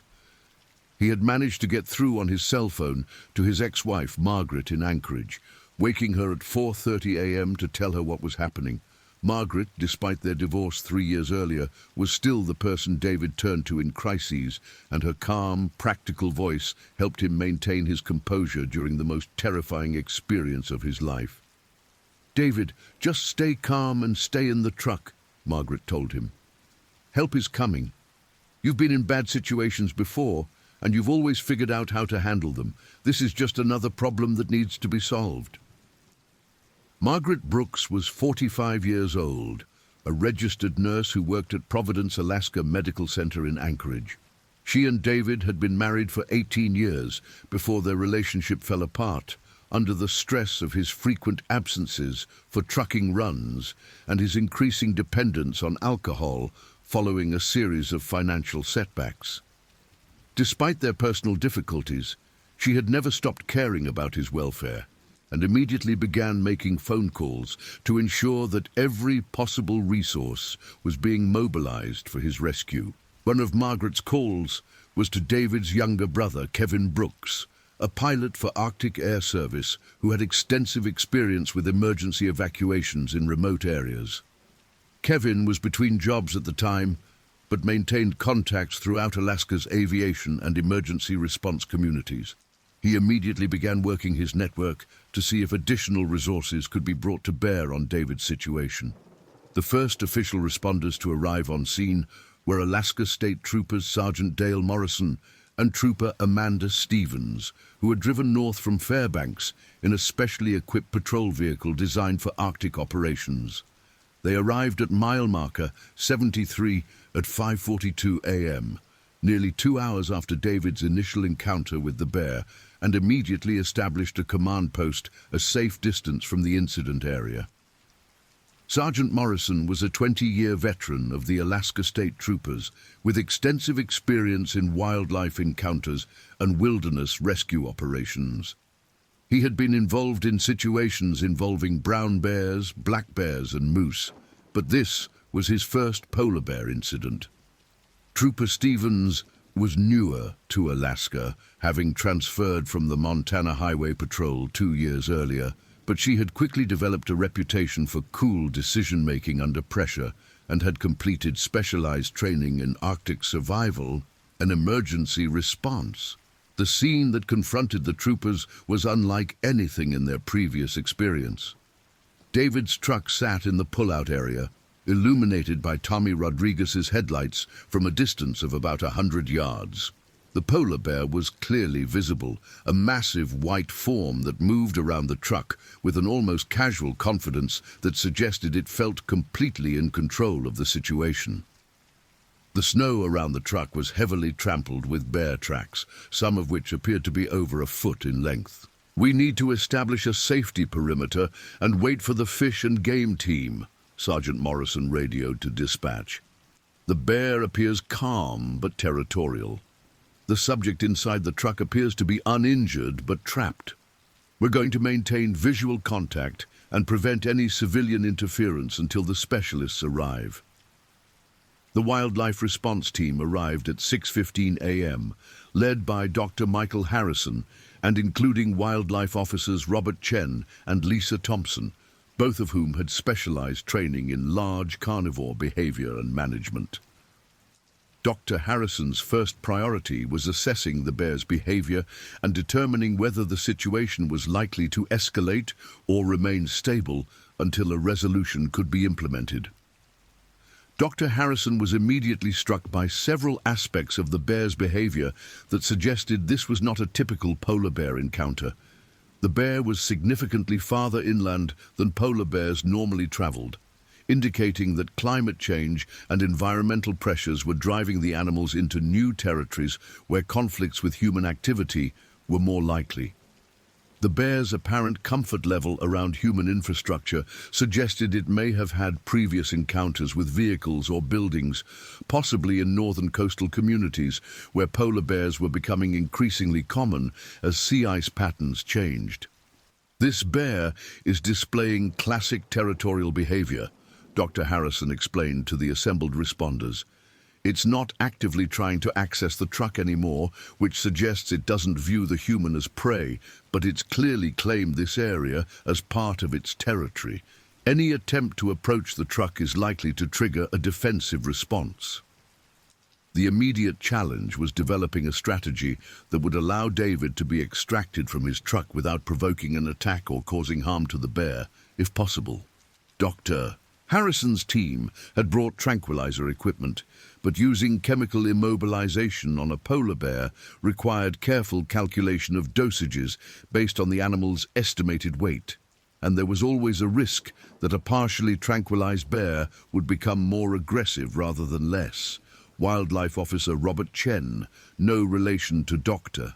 Sarah Chen, was a 15-year veteran of fish and game operations who had been involved in over 30 large carnivore management situations. His assessment of the polar bear was that it weighed approximately 700 pounds and appeared to be in good physical condition, which meant it would require a significant dose of tranquilizer to be safely immobilized. The risk was that too little medication would only anger the bear, while too much could cause respiratory depression and potentially kill the animal. "We have two options," Officer Chen explained to the command team. "We can try to scare the bear away using noise and lights, which might work, but could also cause it to become aggressive toward the truck and potentially injure the trapped driver. Or we can tranquilize the bear, which is safer for the human, but carries risks for the animal and takes time to take effect." A third option was being explored simultaneously. Kevin Brooks had contacted his friend Jake Patterson, a helicopter pilot who specialized in wildlife management operations and had experience working around polar bears. Jake operated a Bell 206 helicopter that was equipped with loudspeakers and spotlights designed for wildlife hazing operations. If weather conditions permitted, the helicopter could potentially be used to drive the bear away from the truck without requiring anyone to approach on foot. The weather, however, was deteriorating. The wind had increased to 25 miles per hour with gusts up to 40, and the snow was falling more heavily, reducing visibility and making helicopter operations extremely dangerous. Jake Patterson was standing by at his base in Fairbanks, but conditions would need to improve significantly before he could safely launch. Inside his truck cab, David was dealing with more than just the immediate threat of the polar bear. The truck's heating system was functioning, but fuel consumption was a concern for a long-term situation. He had approximately 3/4 of a tank of diesel fuel, which would normally be sufficient for the remainder of his run to Prudhoe Bay, but idling the engine to maintain heat could consume fuel at a much faster rate. If the standoff continued for many hours, he could face the additional danger of freezing to death if he ran out of fuel. The psychological stress was equally challenging. David had always prided himself on his ability to handle difficult situations, but being trapped and helpless while a massive predator controlled his environment was unlike anything he had previously experienced. He found himself alternating between periods of intense fear when the bear approached the truck and moments of almost surreal calm when the animal moved away to patrol its territory. Margaret continued to talk with David via cell phone, helping him stay focused and providing updates on the rescue efforts. She had driven to the state trooper headquarters in Fairbanks and was serving as a communication liaison, relaying information between David and the command team and ensuring that his medical history and other relevant information was available to emergency responders. "They're going to get you out of there, David," she told him during one of their conversations. "Dr. Harrison is the best wildlife specialist in the state, and Sergeant Morrison has handled situations like this before. You just need to stay calm and stay warm." At 7:30 a.m., nearly 4 hours after the initial encounter, the command team made the decision to attempt tranquilizing the bear. Weather conditions had improved slightly, with winds decreasing to around 15 miles per hour, but helicopter operations were still not feasible. The plan was for Dr. Harrison to approach within effective range of his tranquilizer rifle, estimated at approximately 50 yards, while other team members provided backup and monitored the bear's response. The approach would be made from downwind to minimize the chance that the bear would detect the team's scent, and multiple escape routes had been identified in case the operation went wrong. Officer Chen would carry a 12-gauge shotgun loaded with slugs as backup, while Trooper Stevens would maintain radio contact with dispatch and coordinate additional support if needed. Dr. Harrison's tranquilizer rifle was loaded with a dart containing a combination of medetomidine and zolazepam, chemicals that would cause sedation and muscle relaxation in the bear within 10 to 15 minutes if properly administered. The dosage had been calculated based on the bear's estimated weight, but there was always uncertainty involved in field conditions, especially with an animal that was already stressed by the unusual situation. The approach began at 7:45 a.m., with Dr. Harrison and Officer Chen moving through the forest on the east side of the pull-out area to get within range of the bear. The snow muffled their footsteps, but polar bears have excellent hearing and an extraordinary sense of smell, so stealth was only partially effective. The bear detected their presence when they were still about 75 yards away and immediately shifted into a more alert posture, standing motionless with its head raised and nostrils flaring as it tried to identify the new threat. "Target acquired, Doctor," Harrison whispered into his radio. "Bear is aware of our presence, but not moving toward us. I'm going to try for the shot." The tranquilizer rifle was a specialized weapon designed for accuracy at medium ranges, equipped with a scope and firing darts that were ballistically similar to small caliber bullets. Dr. Harrison had used the weapon successfully in dozens of wildlife management situations, but shooting at a polar bear in field conditions, with a human life hanging in the balance, was different from any previous operation. The dart struck the bear in the right shoulder, a good placement that would ensure rapid absorption of the medication into the bloodstream. The bear's reaction was immediate and alarming. Instead of simply continuing its normal behavior while the tranquilizer took effect, the bear spun toward the source of the impact and began moving aggressively toward Dr. Harrison's position. "Bear is charging," Officer Chen reported calmly into his radio while raising his shotgun. "Repeat, bear is charging our position." Dr. Harrison and Officer Chen immediately began backing away from the bear while maintaining visual contact and preparing for a possible defensive shooting. The bear covered the first 30 yards of distance between them with frightening speed, but then began to slow as the tranquilizer started to affect its coordination. The animal's gait became unsteady, and it stopped approximately 20 yards from the two men, swaying slightly as it tried to maintain its balance. "Tranquilizer is taking effect," Dr. Harrison reported. "Bear is showing signs of sedation but is still mobile, maintaining safe distance until full immobilization." The next 8 minutes were tense for everyone involved. The bear continued to move around the area, but its movements became increasingly uncoordinated and sluggish. It made several attempts to return to David's truck, but seemed unable to maintain its focus on any single objective for more than a few seconds. Finally, at 8:02 a.m., the bear lay down in the snow approximately 30 feet from David's truck and appeared to lose consciousness. "Bear is down," Dr. Harrison announced. "Approaching to confirm immobilization."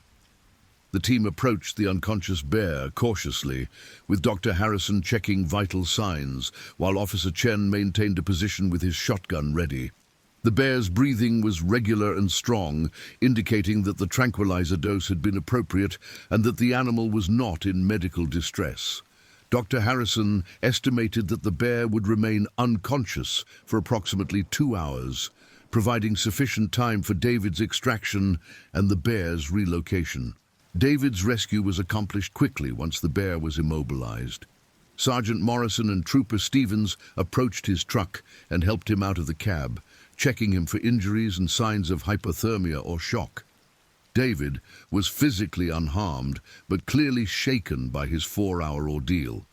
He was wrapped in blankets and taken to one of the patrol vehicles, where he was given hot coffee and examined by emergency medical personnel who had arrived from Fairbanks. "I thought I was going to die in that truck," David told the responders.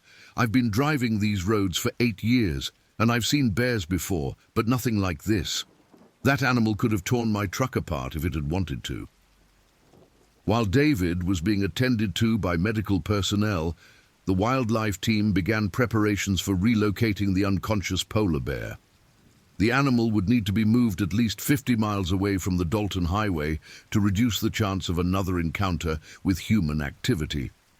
Dr. Harrison had contacted a helicopter service that specialized in wildlife operations, and weather conditions had improved enough to allow the transport operation to proceed. The bear was secured with restraints and a blindfold to prevent injury when it began to regain consciousness, then lifted by helicopter to a location on the Arctic coast where polar bear populations were naturally found. The entire operation required careful coordination to ensure the bear's safety and to minimize the time it spent under the influence of the tranquilizer. David's truck required extensive repair before it could continue to Prudhoe Bay. The polar bear's investigation had caused damage to the cooling system, several exterior panels, and one of the windows. The mechanical problems that had originally caused David to stop had been compounded by the bear's activities, and the truck would need to be towed to Fairbanks for proper repairs. The immediate aftermath of the incident involved extensive documentation and investigation by multiple agencies. The Alaska State Troopers needed to prepare a complete incident report. The Department of Fish and Game required detailed behavioral observations for their polar bear management database. And the trucking company's insurance carrier needed comprehensive documentation of the damage to David's truck and trailer. Dr. Sarah Chen, the wildlife biologist who specialized in human-bear interactions, was brought in to analyze the incident and provide recommendations for preventing similar encounters. Her preliminary assessment was that climate change was driving polar bears into territories where they had historically been rare, increasing the likelihood of conflicts with human activity along major transportation routes. This incident represents a new type of human-wildlife conflict that we're going to see more frequently as environmental changes force polar bears to expand their ranges, Dr. Chen explained to a meeting of transportation officials, wildlife managers, and emergency responders held 3 days after the incident. "We need to develop protocols for early detection and response that can prevent these situations from escalating to the point where human life is threatened." The media response to the incident was immediate and intense. The story of a polar bear trapping a trucker on Alaska's most dangerous highway captured national attention, with news crews from major networks flying to Alaska to cover the story.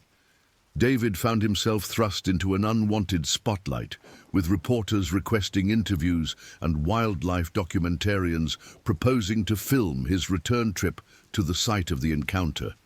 David initially refused all media requests, but eventually agreed to a single interview with Alaska Public Radio to help raise awareness about the changing patterns of wildlife encounters in the Arctic.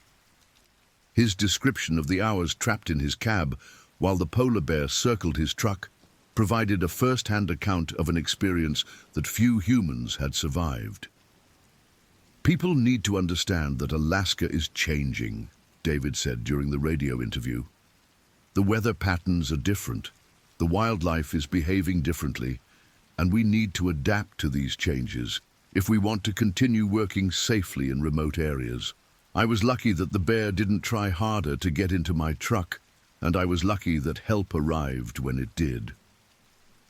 The incident had significant implications for trucking operations on the Dalton Highway and other remote routes in Alaska.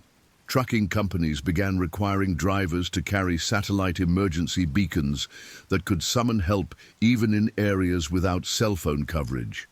New protocols were developed for dealing with wildlife encounters, including requirements for drivers to remain in their vehicles and immediately contact emergency services rather than attempting to handle the situation themselves. The Alaska Department of Transportation initiated a study of wildlife crossing patterns along the Dalton Highway with the goal of identifying areas where encounters were most likely to occur and implementing warning systems or deterrents to reduce the risk. The study involved installing motion-activated cameras at regular intervals along the highway and analyzing the movement patterns of various species, including the increasingly frequent polar bear sightings. For David personally, the psychological impact of the encounter was profound and long-lasting. He continued driving the Dalton Highway, but never again without experiencing anxiety when stopping for mechanical issues or mandatory rest periods. He began carrying additional emergency equipment, including a satellite phone, extra food and water, and cold weather survival gear sufficient for several days if rescue was delayed. Margaret noticed significant changes in David's behavior and emotional state following the incident. He became more cautious in all aspects of his life, more appreciative of human contact and community, and more willing to accept help from others when needed. Their relationship, which had been cordially distant since their divorce, began to improve as David worked through the trauma of his experience. He realizes now that he's not invincible, Margaret observed during an interview for a wildlife documentary about the incident. David always thought he could handle anything that Alaska could throw at him, but being trapped by that bear showed him that sometimes survival depends on other people being willing to risk their own safety to help. Tommy Rodriguez, the truck driver whose radio call had initiated the rescue response, became something of a hero within the trucking community. His quick thinking and immediate response to David's emergency had potentially saved a life, and his willingness to remain on scene and provide assistance to emergency responders demonstrated the solidarity that existed among drivers who worked Alaska's most dangerous routes. The incident also highlighted the dedication and professionalism of Alaska's emergency response community. From the state troopers, who coordinated the initial response to the wildlife specialists who safely immobilized and relocated the bear, everyone involved had performed their duties with skill and courage in difficult conditions. Dr. Harrison and his team were particularly praised for their handling of a situation that could easily have resulted in tragedy for both human and animal. 6 months after the incident, David was asked to speak at a conference on Arctic transportation safety held in Anchorage. His presentation focused on the importance of emergency preparedness, the value of mutual support among drivers working remote routes, and the need for continued adaptation to changing environmental conditions in Alaska. I learned that day that no matter how experienced you think you are, Alaska can always surprise you, David told the conference attendees. The wilderness doesn't care about your schedule, your experience, or your confidence. It operates by its own rules, and our survival depends on respecting those rules and being prepared for situations we never imagined we'd face. The polar bear that had caused the incident was never seen again in the vicinity of the Dalton Highway. GPS tracking data from a collar placed on the animal during its relocation showed that it remained in coastal areas where its natural prey was more abundant. Wildlife officials hoped that the bear's experience with human activity had been sufficiently unpleasant to discourage future encounters with vehicles or infrastructure. The incident became a case study used in emergency response training programs throughout Alaska and other northern regions, where human activity intersected with large carnivore habitats. The successful resolution demonstrated the importance of coordinated multi-agency response, specialized equipment and training, and clear protocols for managing complex wildlife emergencies. Dr. Chen's analysis of the incident contributed to a growing body of research on climate change impacts on Arctic wildlife behavior. Her report, published in the Journal of Arctic Biology, documented how environmental pressures were forcing polar bears to expand their ranges into areas where they had historically been rare. increasing the potential for human-wildlife conflicts along transportation corridors and near industrial facilities. 1 year after the encounter, David was still driving the Dalton Highway, but his approach to the job had been forever changed. He maintained radio contact with other drivers more frequently, paid closer attention to weather forecasts and wildlife reports, and never again dismissed the potential for unexpected encounters with Alaska's formidable wildlife. The pull-out area at mile marker 73, where the incident occurred, became an unofficial landmark among Dalton Highway drivers, referred to in CB radio conversations as Bear Pull or Polar Pull. The site served as a reminder of the constant potential for extraordinary encounters in one of North America's last great wilderness areas, and of the courage and professionalism of the people who risked their lives to help others in emergency situations. David's story became part of the oral tradition of Alaska's transportation industry, told and retold in truck stops and driver break rooms as both a cautionary tale and a testament to human resilience in the face of nature's most formidable challenges. It served as a reminder that in Alaska, the line between routine work and life-threatening emergency could disappear in an instant, and that survival often depended on the skill, courage, and dedication of people willing to help their fellow humans in the most dangerous circumstances imaginable. The next stories. Polar Bear, Tears Through Oil Rig Crew. June 9th, 2025. The Arctic wind howled across the Prudhoe Bay oil fields with the fury of 1,000 dying souls, carrying with it the scent of brine, crude oil, and something else. Something primal and dangerous that would have made the hair on any experienced Arctic dweller's neck stand on end. But the crew of Drilling Platform 7 had grown numb to the warnings of the wind, their senses dulled by the constant rumble of machinery, the acrid smell of diesel fumes, and the bone-deep exhaustion that came from working 18-hour shifts in one of the most unforgiving environments on Earth. Alexander James Parker stood at the edge of the platform, his weathered hands gripping the steel railing as he surveyed the endless expanse of ice and tundra that stretched beyond the industrial complex.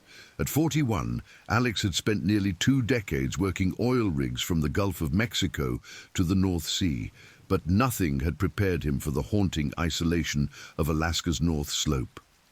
The Prudhoe Bay facility operated like a small city in the middle of nowhere, housing over 300 workers across multiple platforms, each one a tiny beacon of human activity in an ocean of white silence. Alex pulled his insulated jacket tighter against the bitter June wind. Even in summer, temperatures here rarely climbed above freezing, and the landscape remained locked in a perpetual state of winter warfare between ice and industry.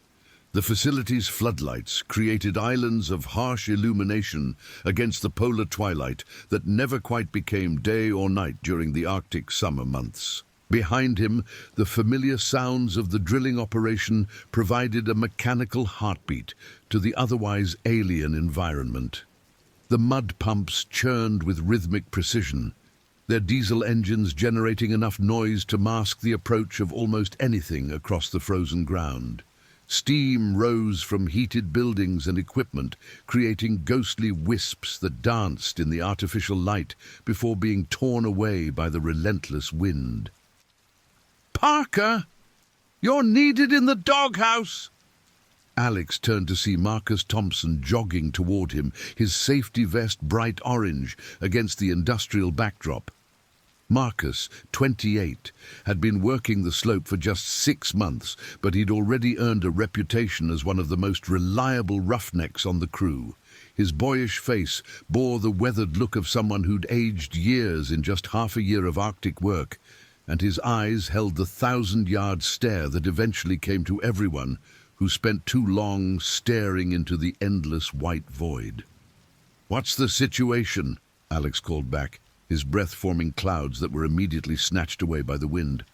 "Tommy's having issues with the rotary table again. Says it's making sounds like a banshee having a bad day." Marcus's attempt at humor couldn't quite mask the underlying tension in his voice. Equipment failures in the Arctic weren't just inconveniences, they were potential death sentences. Alex nodded and began walking back toward the drilling floor, his steel-toed boots clanging against the metal grating. The doghouse, their nickname for the driller's control room, sat like a fortress of glass and steel overlooking the drill floor, its windows constantly fogged with condensation from the temperature differential between the heated interior and the brutal Arctic air outside. As they walked, Alex caught sight of movement in his peripheral vision, something large and pale shifting in the shadows beyond the reach of the floodlights. He paused, squinting into the gloom, but saw nothing except the endless play of light and shadow across the ice-covered ground. "You see something out there?" Marcus asked, following Alex's gaze. "Probably just my eyes playing tricks," Alex replied, but his voice carried a note of uncertainty. In his 2 decades of rig work, he'd learned to trust his instincts, and right now they were telling him that something wasn't right. The Prudhoe Bay oil field stretched across 800 square miles of Alaska's North Slope, an industrial maze of drilling platforms, processing facilities, and support buildings connected by a network of elevated roads and pipelines. Platform 7 sat roughly 12 miles southeast of the main Prudhoe Bay facility, positioned over one of the most promising oil deposits discovered in the region in over a decade. The platform operated around the clock, its crew of 36 men and women working in rotating shifts to extract crude oil from deposits buried 2 miles beneath the permafrost. Tommy Kowalski had been working oil rigs for 15 years, and at 35 he was considered one of the best drillers on the North Slope. His Polish-American family had deep roots in Pennsylvania's coal country, but Tommy had migrated north following the promise of Arctic oil money. He could operate drilling equipment in his sleep, but lately the machinery had been acting up in ways that defied his extensive experience. Standing in the doghouse, Tommy watched the rotation speed fluctuate wildly on his control panel, the numbers dancing between acceptable parameters and dangerous extremes. The rotary table, which turned the drill string and bit deep underground, was producing vibrations that resonated through the entire platform structure. But it wasn't just the mechanical issues that had him on edge. It was the sounds. For the past 3 days, Tommy had been hearing things that shouldn't have been there. Scratching sounds in the walls, the echo of footsteps on metal grating when he knew he was alone. And strangest of all, a low rumbling that seemed to come from somewhere outside the facility, but was too regular, too purposeful to be wind. "Tommy, what's the story?" Alex asked as he entered the doghouse, Marcus close behind. Tommy didn't look up from his control panel, his hands dancing across switches and dials with practiced precision. "It's like the whole system's fighting me, Alex. Torque specifications are all over the place, and the vibration readings are making no sense. Started about an hour ago, right around shift change." Alex moved to the window overlooking the drill floor, where several crew members were huddled around the rotary table. Even through the thick glass, he could see the visible shake in the equipment, metal components vibrating with an intensity that suggested something was seriously wrong, either with the machinery or with what they were drilling through 2 miles below. "Could be we hit a gas pocket," Marcus suggested, but his voice lacked conviction. They'd all hit gas before, and this felt different. "Or maybe something hit us," Tommy muttered under his breath. The comment hung in the air like a challenge. Alex turned to face his driller, noting the dark circles under Tommy's eyes and the slight tremor in his hands that had nothing to do with the cold. "What do you mean by that?" Tommy finally looked up from his controls, and Alex was struck by the haunted expression in the man's eyes. "I keep hearing things, Alex, sounds that don't belong. And yesterday when I was doing the evening equipment check, I found scratches on the exterior walls, deep ones, like something with claws had been testing the metal." "Scratches from what?" Marcus asked, but Alex held up a hand for silence. "Show me," Alex said simply. The three men made their way down from the doghouse to the drill floor, where the rest of the evening crew was gathered around the rotary table. The vibrations were definitely worse than usual, creating a bone-deep resonance that seemed to emanate from the earth itself. But Alex's attention was drawn to the faces of his crew members, expressions of unease that went beyond normal equipment concerns. Roberto Valdez, the crew's tool pusher and Alex's second-in-command, approached them with grim determination written across his weathered features. At 52, Roberto had worked rigs from Venezuela to the Bering Sea, and his dark eyes had seen just about everything the oil business could throw at a man. His thick mustache was already white with frost, despite the short time he'd been outside the heated buildings. "Alex, we need to talk," Roberto said, his accent carrying the authority of decades in the field. "It's not just the equipment. Miguel found something during his perimeter check." Miguel Santos, barely 23 and new to the Arctic, stood nervously beside a maintenance cart loaded with tools. His young face was pale beneath his winter hat, and his hands shook as he pointed toward the northeastern edge of the platform. "Senor Parker, there are tracks in the snow, big ones, and they circle the entire facility." Alex felt a cold chill that had nothing to do with the Arctic wind. "What kind of tracks?" "Bear tracks," Miguel whispered, "but not like any bear I've ever seen. These paw prints, they're huge, and they're fresh." The crew fell silent except for the constant rumble of machinery and the howling wind. Everyone on the north slope knew about bears. Black bears, grizzlies, and most dangerous of all, polar bears. The facility maintained strict protocols for bear encounters, including noisemakers, bear spray, and in extreme cases, firearms. But Platform 7 was positioned far from the coast, well outside the normal range of polar bears. "Could be a grizzly," Alex said, but even as he spoke the words, he knew they sounded hollow. Grizzlies were rare this far north, and the drilling season was well into summer territory when most bears should have been focused on feeding rather than investigating human installations. "I don't think so, boss," Roberto said quietly.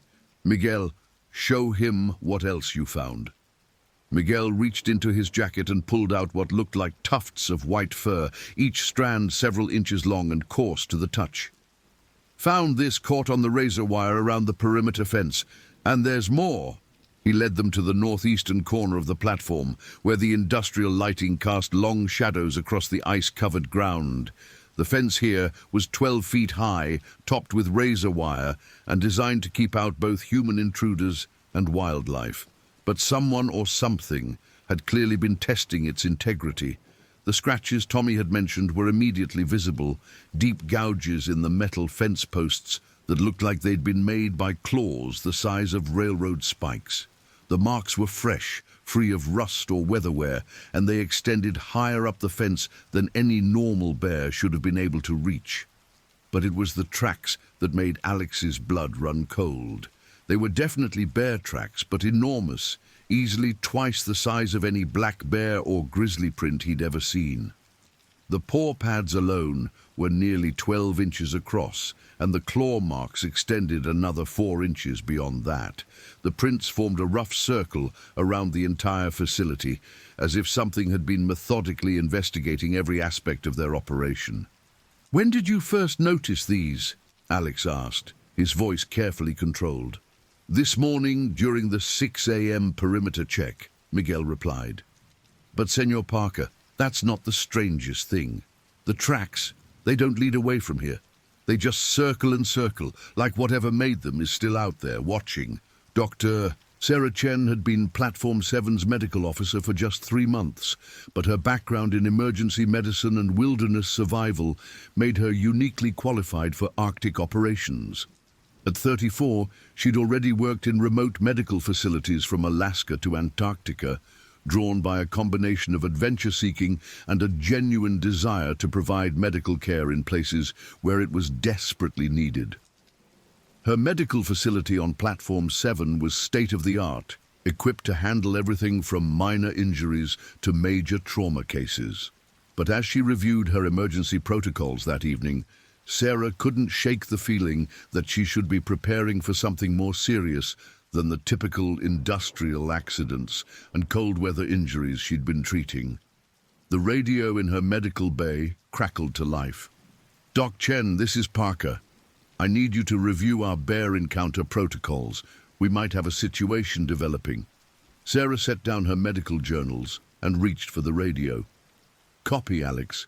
How serious are we talking?" "Unknown at this time, but I want everyone prepared. Can you brief the crew on bear safety procedures at the next shift change?" "Absolutely. Should I break out the emergency firearms?"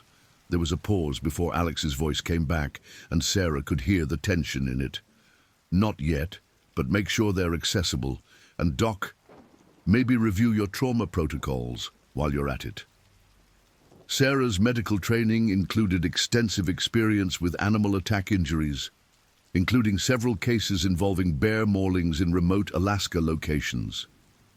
She'd learned early in her career that bear attacks were unlike any other form of trauma. The combination of crushing bite force, razor-sharp claws, and the bear's instinct to shake and tear its victims created injuries that challenged even experienced emergency physicians.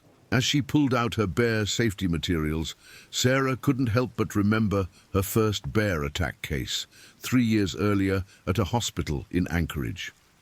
A hiker had been mauled by a brown bear near Denali, and the injuries were unlike anything she'd encountered in her urban emergency room training. The bear's claws had opened the man's torso like a zipper, and the bite wounds to his head had required reconstructive surgery that lasted 14 hours. The victim had survived, but barely, and only because the attack had been brief and help had arrived quickly.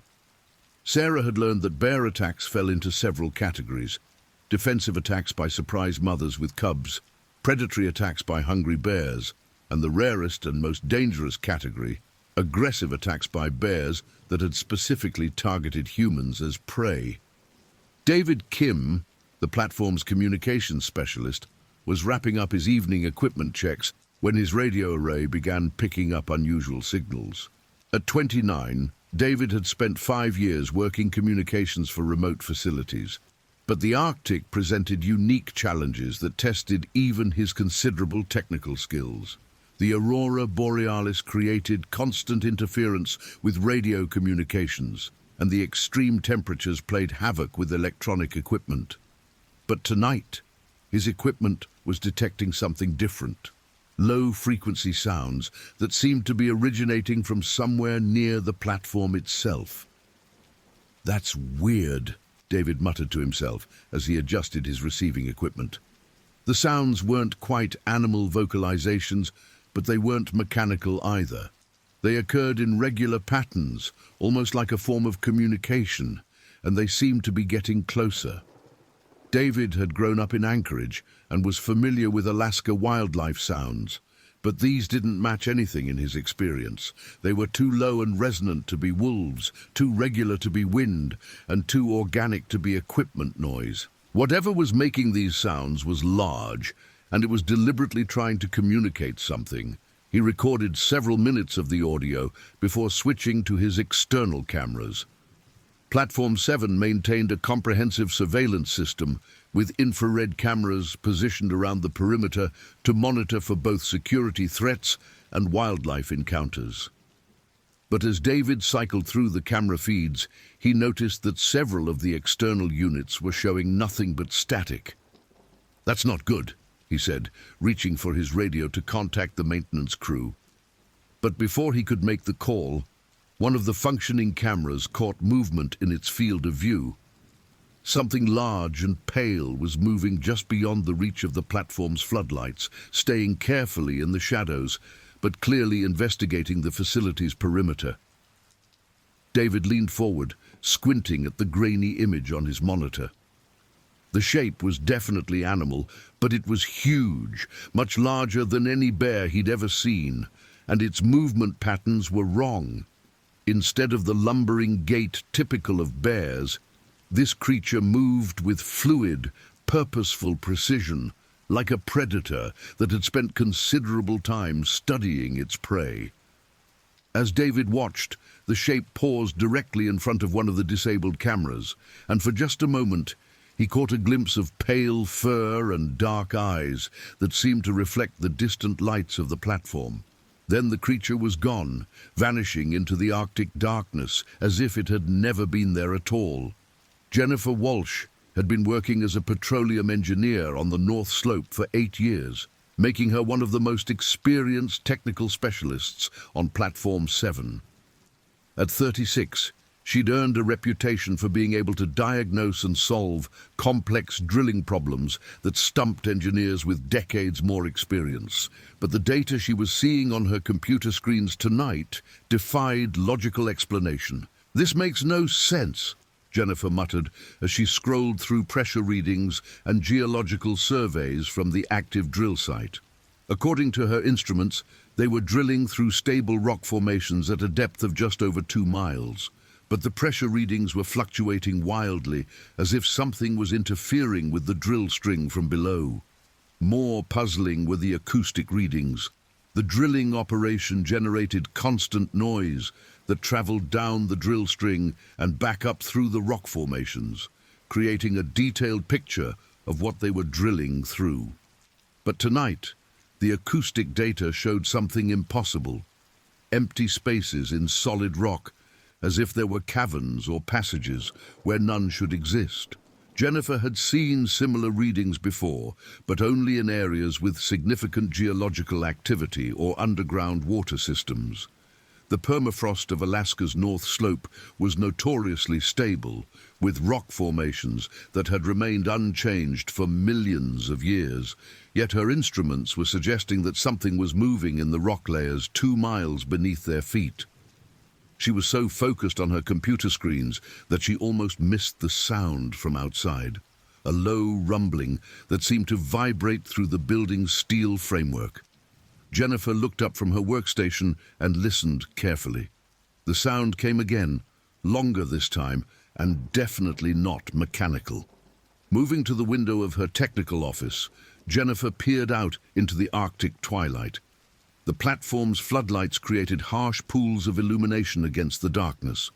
But beyond their reach, the landscape disappeared into shadows and uncertainty. As she watched, she saw movement in the distance, something large and pale that seemed to be circling the facility at the very edge of the light. Jennifer reached for her radio, but before she could call for security, the movement stopped. Whatever had been out there was now stationary, and she had the unsettling feeling that it was watching the platform with the same intensity she was using to watch it. Marcus Thompson finished his equipment check and was heading back toward the crew quarters when he heard the first scream.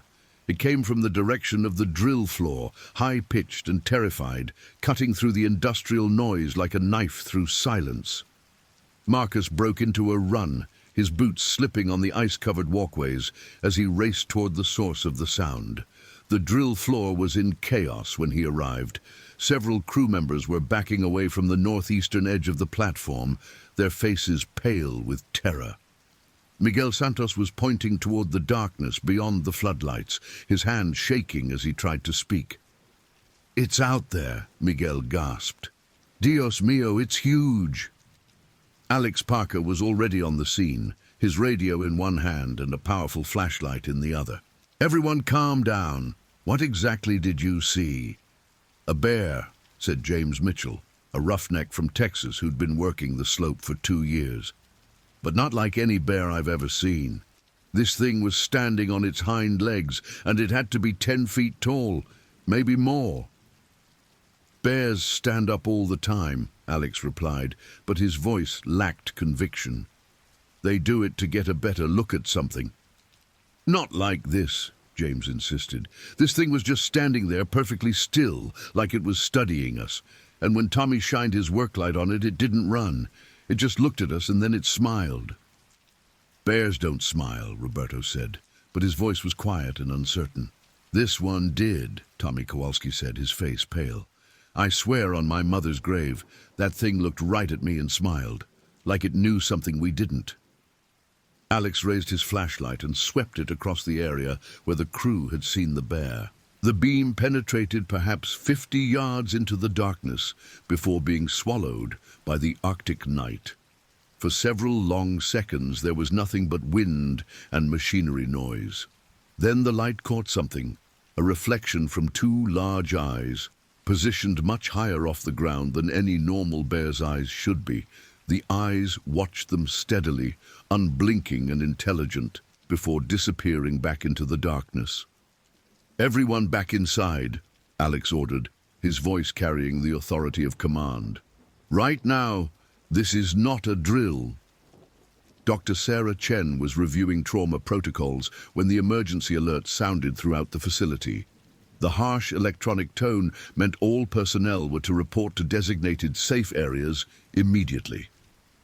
Sarah grabbed her emergency medical kit and headed for the main assembly area, her mind already running through bear encounter procedures. The main assembly area was in chaos when she arrived. 36 crew members were crowded into the space, voices raised in fear and confusion as they tried to make sense of what they'd seen. Alex Parker stood at the front of the room, trying to restore order, but Sarah could see the tension in his posture. "Listen up," Alex called out, his voice cutting through the chatter. "We have confirmed bear activity around the platform. This is not unusual for our location, but we're implementing full bear protocols as of right now." "That wasn't a normal bear," James Mitchell called out. "I've been hunting in Texas my whole life, and I know what a bear looks like. This thing was different." "Different how?" Sarah asked, her medical training kicking in. If they were dealing with an injured or diseased bear, its behavior patterns could be unpredictable. "Bigger," Tommy said. "Much bigger, and the way it moved, it wasn't right. It was too deliberate, too intelligent." David Kim stepped forward from where he'd been setting up communication equipment. "I've been monitoring external cameras, and several of them are down. The ones that are still working have been picking up movement around the perimeter for the past several hours." "What kind of movement?" Alex asked. "Systematic, like something is mapping our facility, learning our routines, and Alex ... David hesitated before continuing. "I've been picking up vocalizations, low-frequency sounds that seem to be some kind of communication." The room fell silent, except for the constant hum of heating systems and the distant rumble of drilling equipment. Sarah felt a chill that had nothing to do with the Arctic cold. In her experience with wilderness medicine, the most dangerous animal encounters occurred when predators began studying human behavior patterns. "Okay, here's what we're going to do," Alex said, his voice steady despite the circumstances. "We're implementing full lockdown procedures. Nobody goes outside alone, and nobody goes outside without radio contact. Dr. Chen, I want you to brief everyone on bear encounter procedures. David, keep monitoring communications and see if you can get word to the main facility about our situation."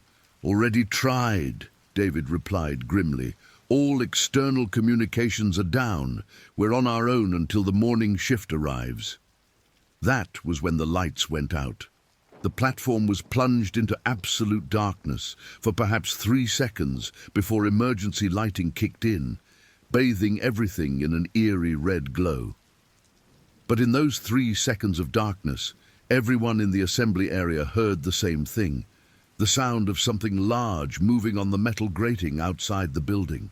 "Emergency power only," Jennifer Walsh called out from where she was monitoring electrical systems on a portable computer. "Main power grid is down. Something severed the primary electrical lines." Alex grabbed his radio and switched to the facility-wide channel. "This is Parker to all stations. We have a complete power failure and confirmed bear activity. All personnel maintain lockdown positions and await further instructions."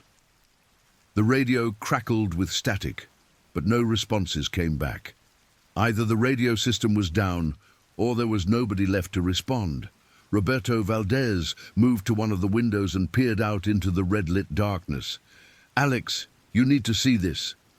Everyone crowded around the windows, and what they saw made several crew members gasp in terror. The exterior emergency lights revealed the massive shape of a polar bear standing just beyond the main entrance to their building. But this was unlike any polar bear any of them had ever seen. The creature had to be 12 feet tall, standing on its hind legs, with a massive head that seemed almost prehistoric in its proportions. Its fur was pure white, except for dark stains around its mouth and claws that could only be blood. But most disturbing of all were its eyes, dark, intelligent, and filled with what looked like deliberate malice. As they watched, the bear lowered itself to all fours and began walking slowly around their building, its massive paws making no sound on the metal grating. It moved with the fluid grace of a creature that had spent considerable time planning this moment. "That's not possible," Sarah whispered. "Polar bears don't get that big. The largest ones on record are maybe 8 feet standing upright." "Tell that to the bear," Marcus said, his voice barely above a whisper. The creature completed its circuit of the building and returned to the main entrance, where it rose again on its hind legs. This time, it pressed its massive paws against the reinforced steel door, and the metal groaned under the pressure. The bear was testing the integrity of their shelter, learning how much force would be needed to break through. Then it did something that made everyone's blood run cold. The bear looked directly at the window where they were watching, and opened its mouth in what could only be described as a grin, revealing teeth the size of railroad spikes and a tongue that was black as the Arctic night. Alex grabbed the facility's emergency phone, hoping the hardwired landline might still be functioning. The dial tone was weak but present, and he quickly dialed the emergency number for the main Prudhoe Bay facility. After what seemed like an eternity, someone answered. "Prudhoe Bay emergency, this is Operator Williams." "This is Alex Parker, Platform 7 foreman. We have a code red wildlife emergency. We're under siege by what appears to be an extremely large and aggressive polar bear. We have a complete power failure and are trapped in the main assembly building with 36 personnel." There was a pause before Williams responded. "Platform 7, can you confirm the nature of the wildlife threat?" "Confirmed aggressive polar bear, approximately 12 feet tall, displaying predatory behavior. The animal has systematically disabled our power grid and appears to be testing our building's structural integrity." "Stand by, Platform 7. Alex could hear muffled conversations on the other end of the line before Williams returned. "Platform 7, we're dispatching emergency response teams, but weather conditions are preventing aircraft operations. Ground response team ETA is approximately 4 hours. 4 hours. Alex looked around at his crew, seeing the fear in their faces, reflected in the red emergency lighting. "Copy that. We'll maintain lockdown until rescue arrives." But as he hung up the phone, a new sound filled the air, the shriek of tearing metal. The bear had found a weak point in their building's structure and was systematically ripping it apart. The attack began at 11:47 p.m. Tommy Kowalski was monitoring the emergency power systems when the first section of wall gave way. The bear's massive claws punched through the insulated steel paneling like it was cardboard, creating a gaping hole that let in the Arctic wind and the creature's terrifying bulk. "It's coming through the east wall!" Tommy screamed, backing away from his control station as metal debris scattered across the floor. The bear's head appeared in the opening, its dark eyes scanning the interior of the building with predatory intelligence. Its massive snout tested the air, and it made a sound that was half growl, half purr, like a house cat that had found a mouse but was in no hurry to end the game. Alex drew his sidearm, a .45 caliber pistol that suddenly seemed pathetically inadequate against the enormous creature forcing its way through their wall. "Everyone to the far side of the room! Move!" The crew scrambled across the assembly area, but there was nowhere to go. The building had been designed as a secure shelter against the Arctic environment, not as a fortress against a predator that seemed to understand exactly how to dismantle their defenses. The bear squeezed through the opening with surprising grace for something so large, its white fur now clearly visible in the emergency lighting. Up close, the creature was even more terrifying than it had appeared outside. Its shoulders were broader than a doorway, its neck thick with muscle and scarred with old wounds that suggested this was not its first encounter with humans. Dr. Chen found herself pressed against the far wall with the rest of the crew, her medical training warring with primal terror as she watched the massive predator emerge fully into their shelter. She'd read extensively about polar bear behavior, but nothing in the literature had prepared her for this moment. Polar bears were typically solitary hunters that avoided human contact except when driven by extreme hunger or when protecting cubs. They were ambush predators, using their intelligence and patience to stalk seals on sea ice. But this bear was displaying behavior that seemed almost supernatural in its deliberate malevolence. The creature stood to its full height in the center of the room, its head nearly touching the ceiling, and surveyed the terrified humans with what appeared to be satisfaction. It made no immediate move to attack, instead taking its time to examine each person individually, as if selecting its first victim. Roberto Valdez, standing near the center of the group, tried to make himself look larger and more threatening, raising his arms and shouting in Spanish. It was the correct response according to bear safety protocols: make noise, appear large, and never run. But this bear simply looked at him with what might have been amusement. "Nobody move," Alex said quietly, his pistol trained on the creature's massive head. "If I can get a clean shot at its brain, we might have a chance." But before Alex could fire, the bear moved with lightning speed that defied its enormous size. One massive paw swept Roberto aside like a rag doll, sending the 52-year-old tool pusher flying across the room to crash into a bank of emergency equipment. The sound of breaking bones was audible even over the bear's roar. "Roberto!" Sarah screamed, her medical instincts overriding her terror as she started to move toward the injured man. The bear's attention snapped to her, and Alex saw his opportunity. He fired 3 shots in rapid succession, the .45 caliber rounds striking the creature center mass. The bullets seemed to have no effect except to make the bear angrier. With a roar that shook the building's steel framework, the polar bear turned its attention to Alex. It moved faster than anything that large had any right to move, crossing the room in 2 bounds and striking the foreman with enough force to lift him off his feet. Alex's scream was cut short as the bear's jaws closed around his torso, teeth the size of railroad spikes punching through his heavy winter clothing and into the flesh beneath.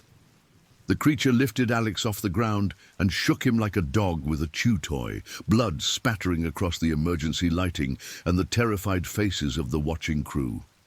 Marcus Thompson tried to help his foreman, grabbing a fire extinguisher and striking the bear across the snout with all his strength. The metal cylinder clanged against the creature's skull without apparent effect, but it did succeed in getting the bear's attention. The bear dropped Alex's motionless form and turned toward Marcus with what appeared to be curiosity rather than anger. It studied the young roughneck for a long moment before reaching out with one massive paw and almost gently batting him aside. Marcus flew across the room and struck the wall with enough force to leave a dent in the steel paneling. Dr. Chen found herself torn between her desire to help the injured men and her recognition that approaching the bear would likely result in her own death. She could see that Alex was beyond help. The bear's initial attack had been devastating, crushing ribs and causing massive internal trauma that would have been fatal even in a fully equipped hospital. Roberto was still alive but unconscious, blood trickling from a head wound where he'd struck the emergency equipment. Marcus was moving but clearly in severe pain, probably from broken ribs and a dislocated shoulder. If she could reach them, she might be able to provide life-saving medical care. The bear, meanwhile, had returned its attention to Alex's body, sniffing at the blood with evident satisfaction. Then it did something that made everyone's terror reach new heights. It began to feed. The sound of tearing flesh and breaking bones filled the assembly room as the massive predator consumed its first victim. The creature ate methodically, almost delicately, like a diner at an expensive restaurant, savoring each bite. It was clear that this was not desperate hunger driving the bear's actions. This was deliberate predation. Tommy Kowalski had been slowly edging toward the emergency communication panel during the initial chaos, hoping to trigger the facility's distress beacon. But as he reached for the controls, the bear's head snapped up from its feeding and fixed him with a stare that seemed to see directly into his soul. The creature rose to its full height again, blood dripping from its muzzle, and took a step toward Tommy. The driller froze, knowing that any movement would trigger an attack. The bear approached slowly, almost casually, until its massive head was just inches from Tommy's face. Up close, Tommy could see that the bear's eyes were not quite the right color for a polar bear. Instead of the typical dark brown or black, they were a pale blue-gray that seemed almost human. More disturbing still was the intelligence he saw there. This was not a mindless predator acting on instinct. This creature was thinking, planning, enjoying the terror it was creating. The bear opened its jaws slightly, and Tommy could feel its breath, hot and rank with the smell of blood and decay, against his face. For a moment that lasted an eternity, predator and prey stared at each other. Then the bear did something that would haunt Tommy's nightmares for the rest of his life. It winked. The attack that followed was swift and brutal. The bear's jaws closed around Tommy's head and shoulders, and the driller's screams were muffled by tons of bone and muscle. The creature lifted him off the ground and began the same shaking motion it had used on Alex, blood spraying across the room as Tommy's body went limp. Jennifer Walsh had been slowly working her way toward a maintenance access panel that led to the platform's internal service tunnels. If she could get into the tunnel system, she might be able to reach the emergency radio equipment in the communications center. But as she reached for the panel, her movement caught the bear's attention. The creature dropped Tommy's lifeless body and turned toward Jennifer with what appeared to be anticipation. It had clearly enjoyed its first 2 kills and was eager for more. Jennifer froze, knowing that running would only trigger the bear's chase instincts, but also knowing that staying still would likely result in the same outcome. "Jennifer, don't move," Sarah whispered from across the room. "Play dead." But the bear had no interest in games. It approached Jennifer with deliberate slowness, clearly savoring the terror in her eyes. When it was close enough that she could see her own reflection in its pale eyes, the creature reached out with one massive paw and placed it gently on her chest. The gesture was almost tender, but Jennifer could feel the razor-sharp claws beneath the thick fur, poised to tear her apart at the slightest provocation. The bear studied her face with what might have been curiosity, tilting its massive head like a dog trying to understand human behavior. Then it pressed down. Jennifer's screams echoed through the building as the bear's claws penetrated her heavy winter clothing and the flesh beneath. But instead of delivering a killing blow, the creature seemed to be experimenting, testing how much pressure it could apply before its victim stopped making interesting sounds. The torture continued for what seemed like hours, but was probably only minutes, the bear alternately pressing and releasing its grip while Jennifer's cries grew weaker and more desperate. Finally, apparently bored with the game, the creature ended her suffering with a single swipe that opened her throat. David Kim had been using the chaos to work his way toward the building's rear exit, hoping to escape and reach the communication center in another building. But as Jennifer's screams died away, the bear's attention turned toward the remaining survivors, and David realized that escape was impossible. The creature had killed 3 people in less than 15 minutes, and it showed no signs of fatigue or satisfaction. If anything, it seemed to be gaining energy from the terror and blood, becoming more alert and aggressive with each successful kill. Sarah Chen pressed herself against the wall and tried to become invisible, but she knew it was only a matter of time before the bear selected its next victim. Her medical training told her that the creature's behavior was unlike anything in the literature. This was not normal predation or territorial defense. This bear was killing for the pleasure of it. The remaining survivors huddled together in terrified silence, watching as the massive predator moved among the bodies of their fallen friends. The bear showed no interest in consuming its additional victims, instead seeming to take satisfaction simply from the act of killing. Miguel Santos, barely 23 and far from home, began to pray quietly in Spanish. The sound of his whispered words drew the bear's attention, and the creature approached him with what appeared to be curiosity rather than immediate malevolence. The bear sat back on its haunches like an enormous dog and studied Miguel's face as the young man continued his desperate prayers. For a moment, there was an almost peaceful quality to the scene, a terrified human seeking divine intervention and a massive predator listening with apparent interest. Then the bear reached out and touched Miguel's face with surprising gentleness, its massive paw completely covering the young man's features. Miguel's prayers stopped abruptly, replaced by muffled screams as the bear slowly increased the pressure until his skull collapsed with a sound like breaking eggs. James Mitchell had been slowly backing toward what he thought was another exit when he realized it was actually a storage closet. Trapped with nowhere to go, he grabbed the first weapon he could find, a heavy pipe wrench, and prepared to make his last stand. The bear approached him without haste, clearly understanding that its prey had nowhere to run.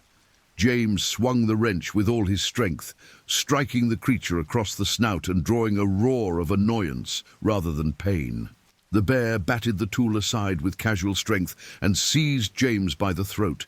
Instead of delivering a quick killing bite, the bear lifted James off the ground and carried him across the room to where the other bodies lay. It set him down carefully, almost gently, and then began methodically breaking his bones one by one, starting with his fingers and working its way up his arms. James's screams filled the building for nearly 10 minutes before the bear finally tired of its game and ended his suffering. By then, only 6 of the original 36 crew members remained alive, and all of them had lost any hope of surviving the night.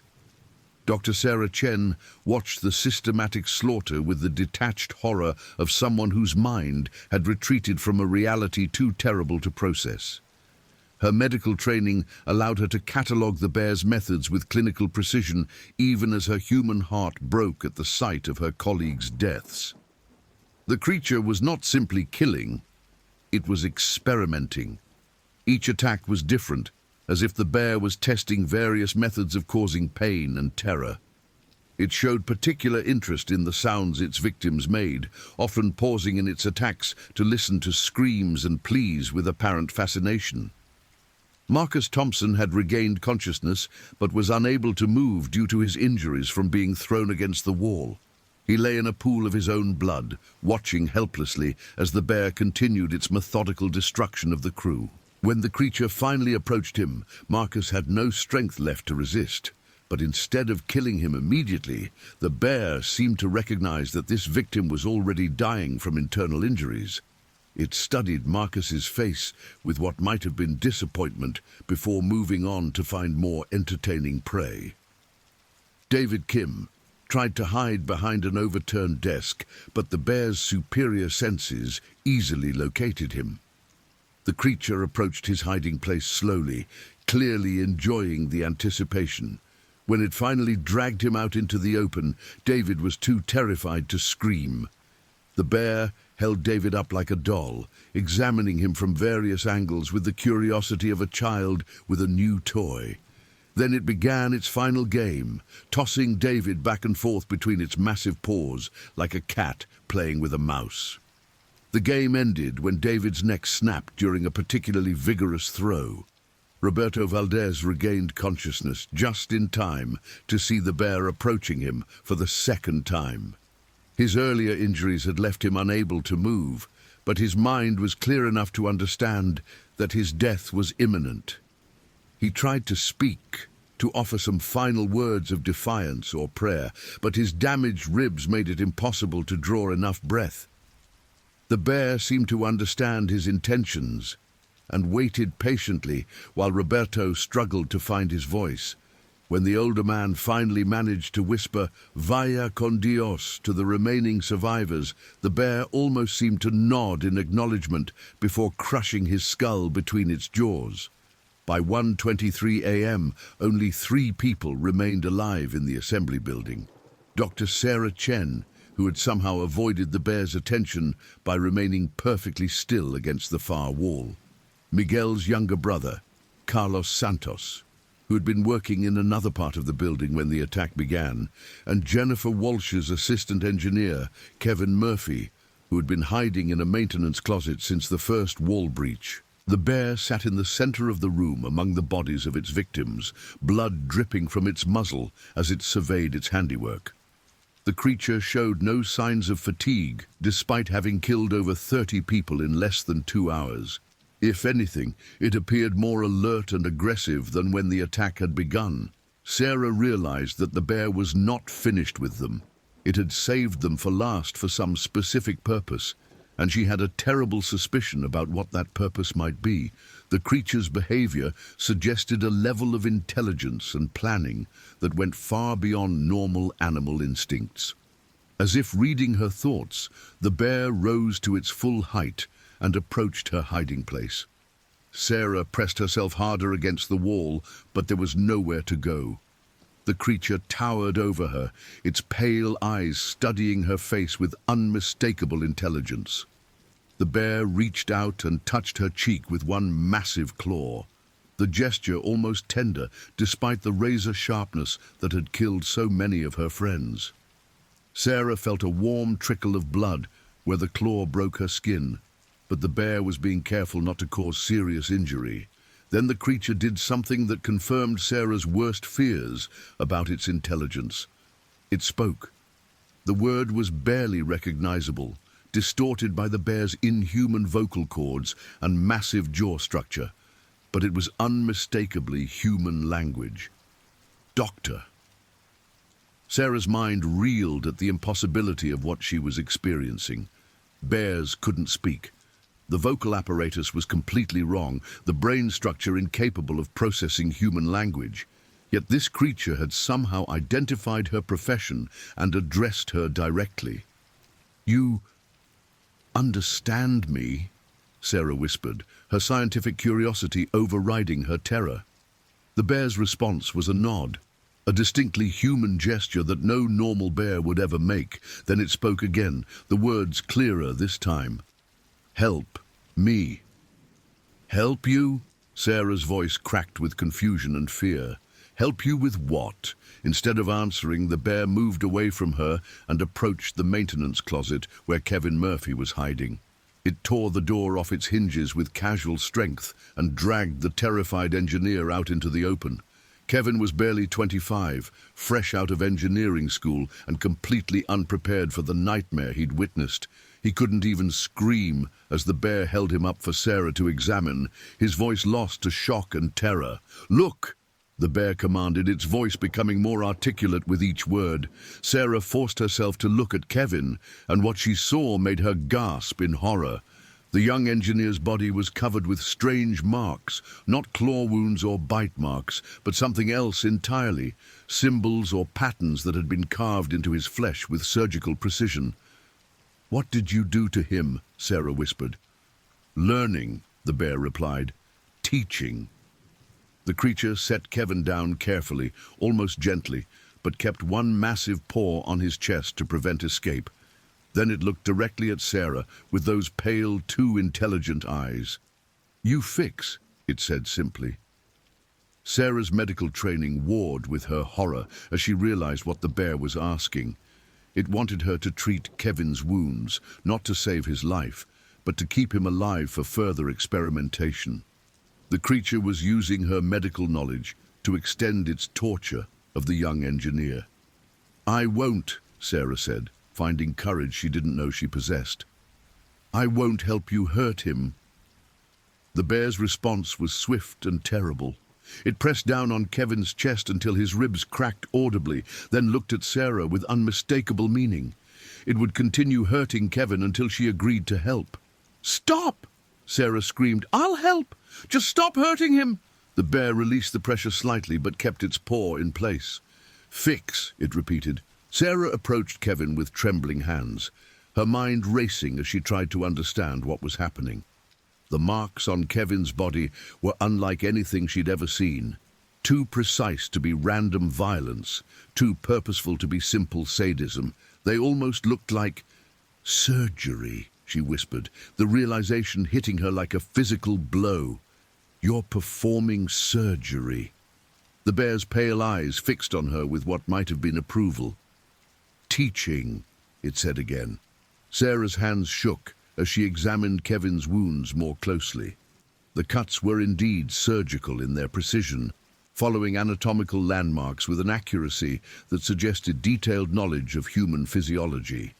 But they served no medical purpose that she could identify. They seemed designed solely to cause maximum pain while keeping the victim conscious and alive. "What are you?" Sarah asked, no longer caring if the question angered the creature. The bear released Kevin and stood to its full height, towering over Sarah like a pale mountain of fur and muscle. When it spoke again, its voice carried overtones of sadness and rage that were utterly human in their complexity. "Was like you," it said slowly. Before what?" Instead of answering, the bear moved to the torn opening where it had first entered the building. It looked out into the Arctic night for a long moment before turning back to Sarah. "Others coming," it said. "You run. Now." "What others?" Sarah asked. But even as she spoke, she could hear new sounds in the distance, the rumble of heavy vehicles approaching through the Arctic night. The bear's pale eyes fixed on her one final time. "Tell them," it said. "Tell them what man becomes." Then the creature was gone, vanishing through the hole in the wall with the same fluid grace it had displayed throughout the night's horror. Sarah was left alone with Kevin and the bodies of 33 friends and colleagues, the silence broken only by the approaching sound of rescue vehicles. The first rescue team arrived at Platform 7 at 4:15 a.m., led by Captain Michael Harrison of the Alaska State Troopers. Harrison had 22 years of experience in Arctic rescue operations, but nothing had prepared him for what he found at the remote drilling facility. The rescue team approached the platform with standard bear protocols in place, noisemakers, bright lights, and weapons ready. But the facility was eerily quiet, except for the constant rumble of backup generators and the whistle of Arctic wind through damaged structures. "Platform 7. This is Alaska State Trooper Rescue Team," Harrison called out on his radio. "Please respond with current status and location of survivors." The response came from Dr. Sarah Chen's emergency radio. "Rescue team, this is Dr. Chen. I have one injured survivor requiring immediate medical attention. The threat appears to have withdrawn, but extreme caution is advised." Harrison's team found Sarah and Kevin Murphy huddled in the main assembly building, surrounded by carnage that defied belief. 33 bodies lay scattered around the room, each showing signs of massive trauma consistent with large predator attacks. But the precision and apparent deliberation of the kills suggested something far more disturbing than a typical bear encounter. "Jesus Christ," whispered Sergeant Janet Rodriguez, Harrison's second-in-command and an experienced crime scene investigator. "What kind of animal did this?" Sarah looked up at the rescue team with eyes that had seen too much. "It wasn't just an animal," she said quietly. "It was something else, something that used to be human." Harrison approached Sarah carefully, noting the symptoms of severe psychological trauma. "Dr. Chen, I need you to tell me exactly what happened here. But first, we need to get you and Mr. Murphy medical attention." As the rescue team worked to stabilize Kevin and prepare the survivors for transport, Harrison began documenting the scene. The systematic nature of the kills was immediately apparent. This was not the random violence of a maddened predator, but something far more calculated and terrifying. The Alaska State Medical Examiner's Office dispatched a team to Platform 7 within hours of the initial rescue report, but even experienced forensic investigators were unprepared for what they found. Dr. Patricia Williams, Chief Medical Examiner for the state of Alaska, had performed autopsies on dozens of bear attack victims over her 20-year career, but the Platform 7 victims showed trauma patterns unlike anything in her experience. "The bite patterns are wrong," Dr. Williams explained to Harrison during her preliminary examination. "Bear jaws create distinctive crushing injuries with characteristic tooth marks. These victims show bite patterns that are too large, too precise, and too deliberately placed for any known species of bear." More disturbing were the surgical markings found on several victims, particularly those who had survived longest during the attack.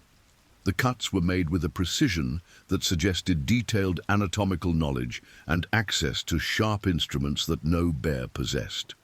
"Some of these wounds were inflicted while the victims were still alive," Dr. Williams continued.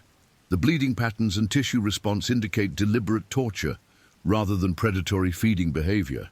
We're looking at something that was deriving psychological satisfaction from the act of killing." Harrison reviewed the crime scene photographs with growing unease. The physical evidence suggested they were dealing with a predator that combined the size and strength of a massive polar bear with intelligence and sadistic tendencies that were disturbingly human. Dr. Robert Kellerman, Alaska's leading wildlife biologist and expert on polar bear behavior, arrived at Platform 7 on the morning of June 10th to examine the scene and attempt to identify the creature responsible for the attack. Kellerman had studied polar bears for over 30 years and had investigated dozens of human-bear encounters, but the Platform 7 evidence challenged everything he knew about ursine behavior. "Polar bears are solitary hunters that typically avoid human contact," Kellerman explained to the investigation team. "When attacks do occur, they're usually brief defensive encounters or cases where the bear is protecting cubs or a food source. This systematic assault on an entire facility is completely outside normal behavioral patterns." The physical evidence was equally puzzling. The paw prints found around the facility were definitely ursine, but were nearly twice the size of the largest polar bear tracks on record. Hair samples recovered from the scene were polar bear hair, but genetic testing revealed anomalies that suggested either disease or genetic mutation. Most disturbing were the intelligence indicators. The creature had deliberately disabled the facility's power grid before beginning its attack, suggesting planning and problem-solving abilities far beyond normal animal cognition. It had also demonstrated what appeared to be tool use, employing the facility's own structural elements to gain entry to the building. "We're looking at something that exhibits characteristics of both polar bear and human intelligence," Kellerman concluded in his report. "While I cannot offer a scientific explanation for how such a creature might exist, the evidence clearly indicates that this was not a normal wildlife encounter."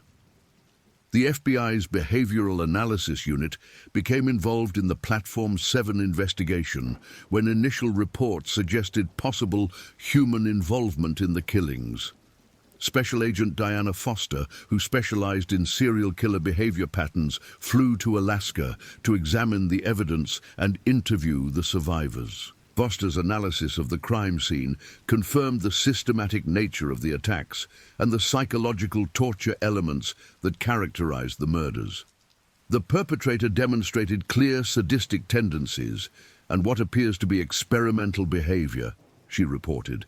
The extended torture of some victims and the apparent communication with Dr. Chen suggest a level of psychological sophistication that is extremely rare, even among human serial killers.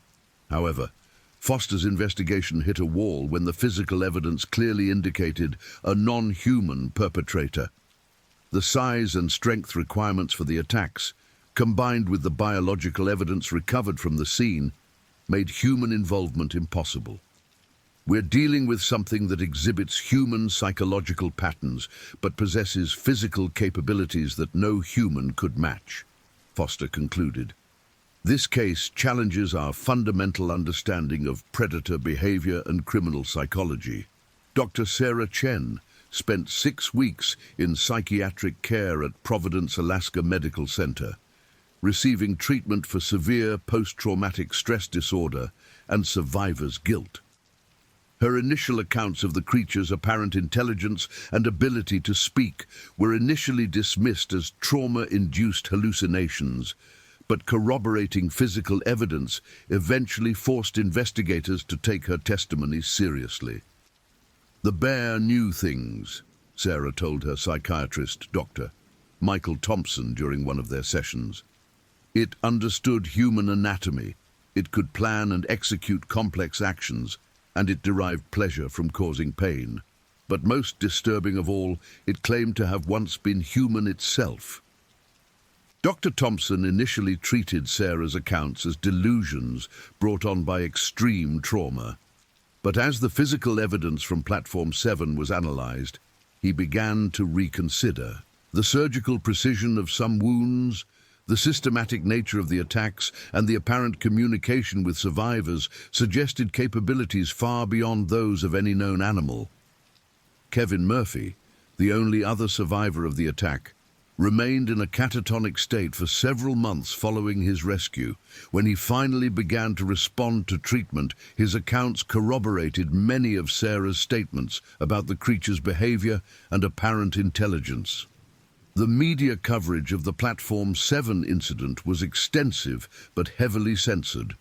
Initial reports focused on a bear attack at remote oil facility without going into detail about the systematic nature of the killings or the unusual characteristics of the perpetrator. However, leaked crime scene photos and survivor testimony eventually made their way to online forums and conspiracy theory websites. The story that emerged in alternative media painted a picture of a creature that defied scientific explanation, a massive polar bear with human-level intelligence that had systematically tortured and killed an entire oil rig crew. While mainstream media dismissed these accounts as sensationalism, the growing body of physical evidence made the story increasingly difficult to ignore. Oil industry safety protocols were immediately revised following the Platform 7 incident, with new requirements for bear-resistant facilities and enhanced wildlife monitoring systems.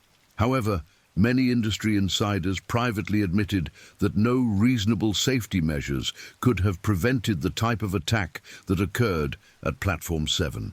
The investigation into the Platform 7 incident eventually involved multiple federal agencies, including the FBI, ATF, CDC, and U.S. Fish and Wildlife Service. Despite extensive resources and months of investigation, no official explanation was ever provided for the creature's unusual characteristics or behavior patterns. The case file remained open but inactive, classified at a level that prevented public access to most of the evidence. The official conclusion stated that the attack was carried out by an unusually large and aggressive polar bear, with no mention of the intelligence indicators or systematic nature of the killings. 3 months after the Platform 7 incident, similar attacks began occurring at remote facilities across Alaska and northern Canada. In each case, the perpetrator was described as an unusually large polar bear, displaying systematic hunting behavior and apparent intelligence far beyond normal animal capabilities.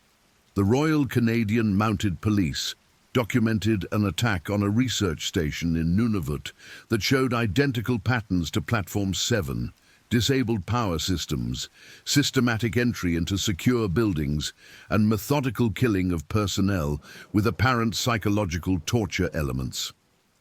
2 survivors from this incident reported that the creature had attempted to communicate with them in broken English. A hunting lodge in northern Alaska reported a similar encounter 3 weeks later, with the added detail that the attacking creature seemed to be teaching younger bears to hunt humans using the same systematic methods. This report was never officially confirmed, but satellite imagery of the area showed unusual polar bear congregation patterns that defied normal behavioral expectations. Dr. Sarah Chen eventually returned to medical practice, but specialized in trauma counseling for survivors of animal attacks. She became an unofficial expert on encounters with unusually intelligent predators, consulting with law enforcement agencies across North America on cases that defied conventional explanation.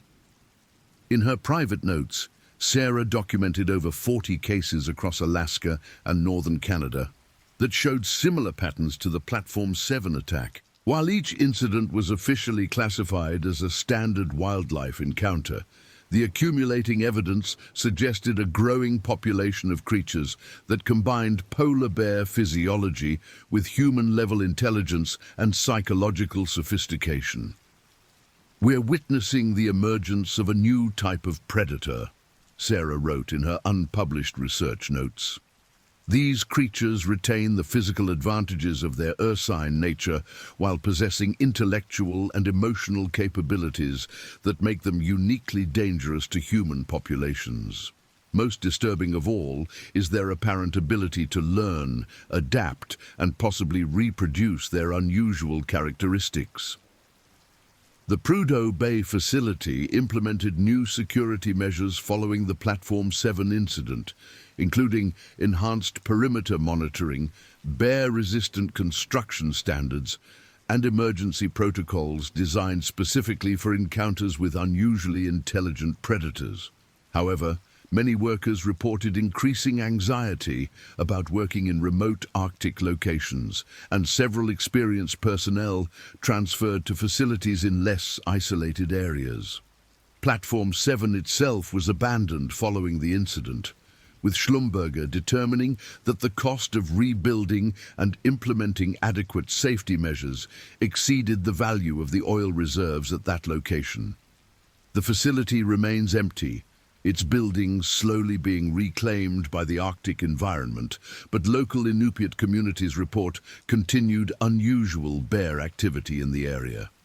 Kevin Murphy recovered sufficiently to return to work, but he never again accepted assignments in remote locations. His detailed testimony about the creature's systematic torture methods and apparent experimental behavior became a key piece of evidence in the ongoing investigation, though it was never made public due to classification restrictions. In his private therapy sessions, Kevin reported recurring nightmares about creatures that looked like polar bears but possessed human memories and emotions. He described dreams where he could understand the creature's thoughts and motivations, as if some form of mental connection had been established during his captivity. "It wasn't just torturing me physically," Kevin told his therapist. "It was trying to teach me something, to show me what it had learned about human vulnerability. It wanted me to understand how it felt to be transformed from human to predator, and how that transformation had driven it to seek revenge against our entire species." The long-term psychological impact of the Platform 7 incident extended beyond the immediate survivors. News of the attack spread throughout the North Slope oil worker community, creating widespread anxiety about working in remote Arctic locations. Worker retention became a significant problem for several major oil companies, with experienced personnel increasingly reluctant to accept assignments in isolated areas. Several support groups were established for oil industry workers dealing with anxiety related to the Platform 7 incident. These groups reported common themes among participants: fear of isolation, obsessive concern about security measures, and recurring nightmares about intelligent predators that combined animal strength with human malevolence. Dr. Patricia Williams, the medical examiner who performed the autopsies on the Platform 7 victims, eventually retired early due to what she described as irreconcilable findings that challenge our fundamental understanding of predator behavior. Her final report on the incident remained classified, but colleagues reported that she had documented evidence of cognitive abilities in the attacking creature that exceeded those of most human beings. The genetic analysis of hair samples recovered from Platform 7 revealed DNA sequences that were predominantly polar bear but contained anomalies that suggested either extreme mutation or some form of genetic modification. These findings were never made public, but they led to expanded research into the potential effects of Arctic pollution and climate change on wildlife behavior and physiology. Several theoretical explanations were proposed for the Platform 7 creature's unusual characteristics, ranging from radiation exposure due to Cold War nuclear testing to parasitic infections that might alter brain function.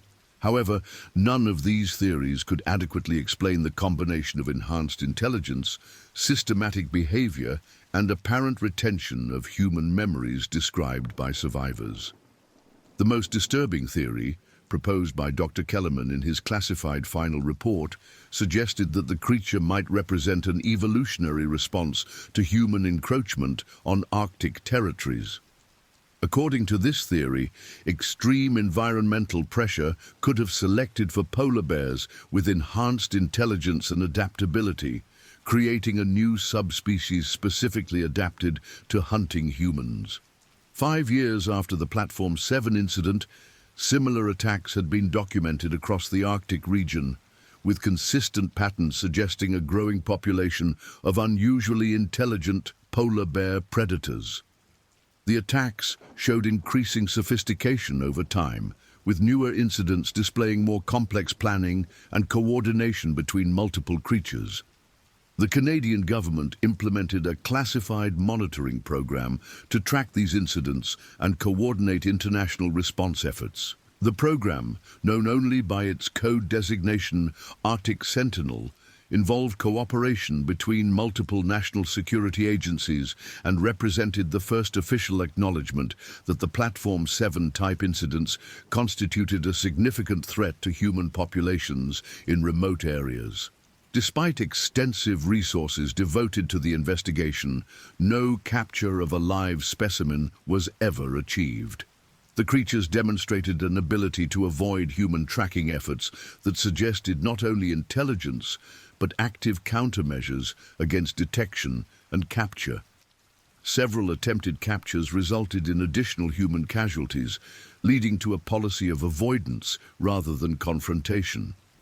Dr. Sarah Chen continued her research into intelligent predator encounters, eventually publishing a series of academic papers on trauma treatment for survivors of what she termed cognitively enhanced animal attacks. While she could not publicly discuss the specific details of Platform 7 due to classification restrictions, her work became influential in developing new treatment protocols for survivors of unusual wildlife encounters. In her final interview before retiring from active practice, Sarah reflected on the long-term implications of the Platform 7 incident. We encountered something at that oil platform that challenged our understanding of the natural world and our place in it. The creature we faced possessed not just intelligence, but malevolence, a deliberate desire to cause suffering that went far beyond survival instincts. It understood us better than we understood ourselves, and it used that knowledge to become the perfect predator. The Arctic region continues to experience unusual polar bear encounters, with incidents showing increasing frequency and sophistication. While official sources maintain that these are isolated cases of aggressive wildlife behavior, The pattern of systematic hunting and apparent coordination between individual creatures suggests something far more significant. Local Inupiat communities have begun referring to these creatures by a new name, Tornarsuk, meaning Great Spirit Bear in their traditional language. According to their accounts, these beings possess the memories and anger of humans who died in the Arctic, transformed by the ice and cold into something that is no longer entirely animal. Whether viewed as evolved predators, mutated bears, or something else entirely, the creatures first encountered at Platform 7 represent a new and growing threat to human activities in the Arctic. Their combination of physical power, intelligence, and systematic hunting behavior makes them uniquely dangerous, and their apparent ability to learn and adapt ensures that they will continue to evolve in response to human countermeasures.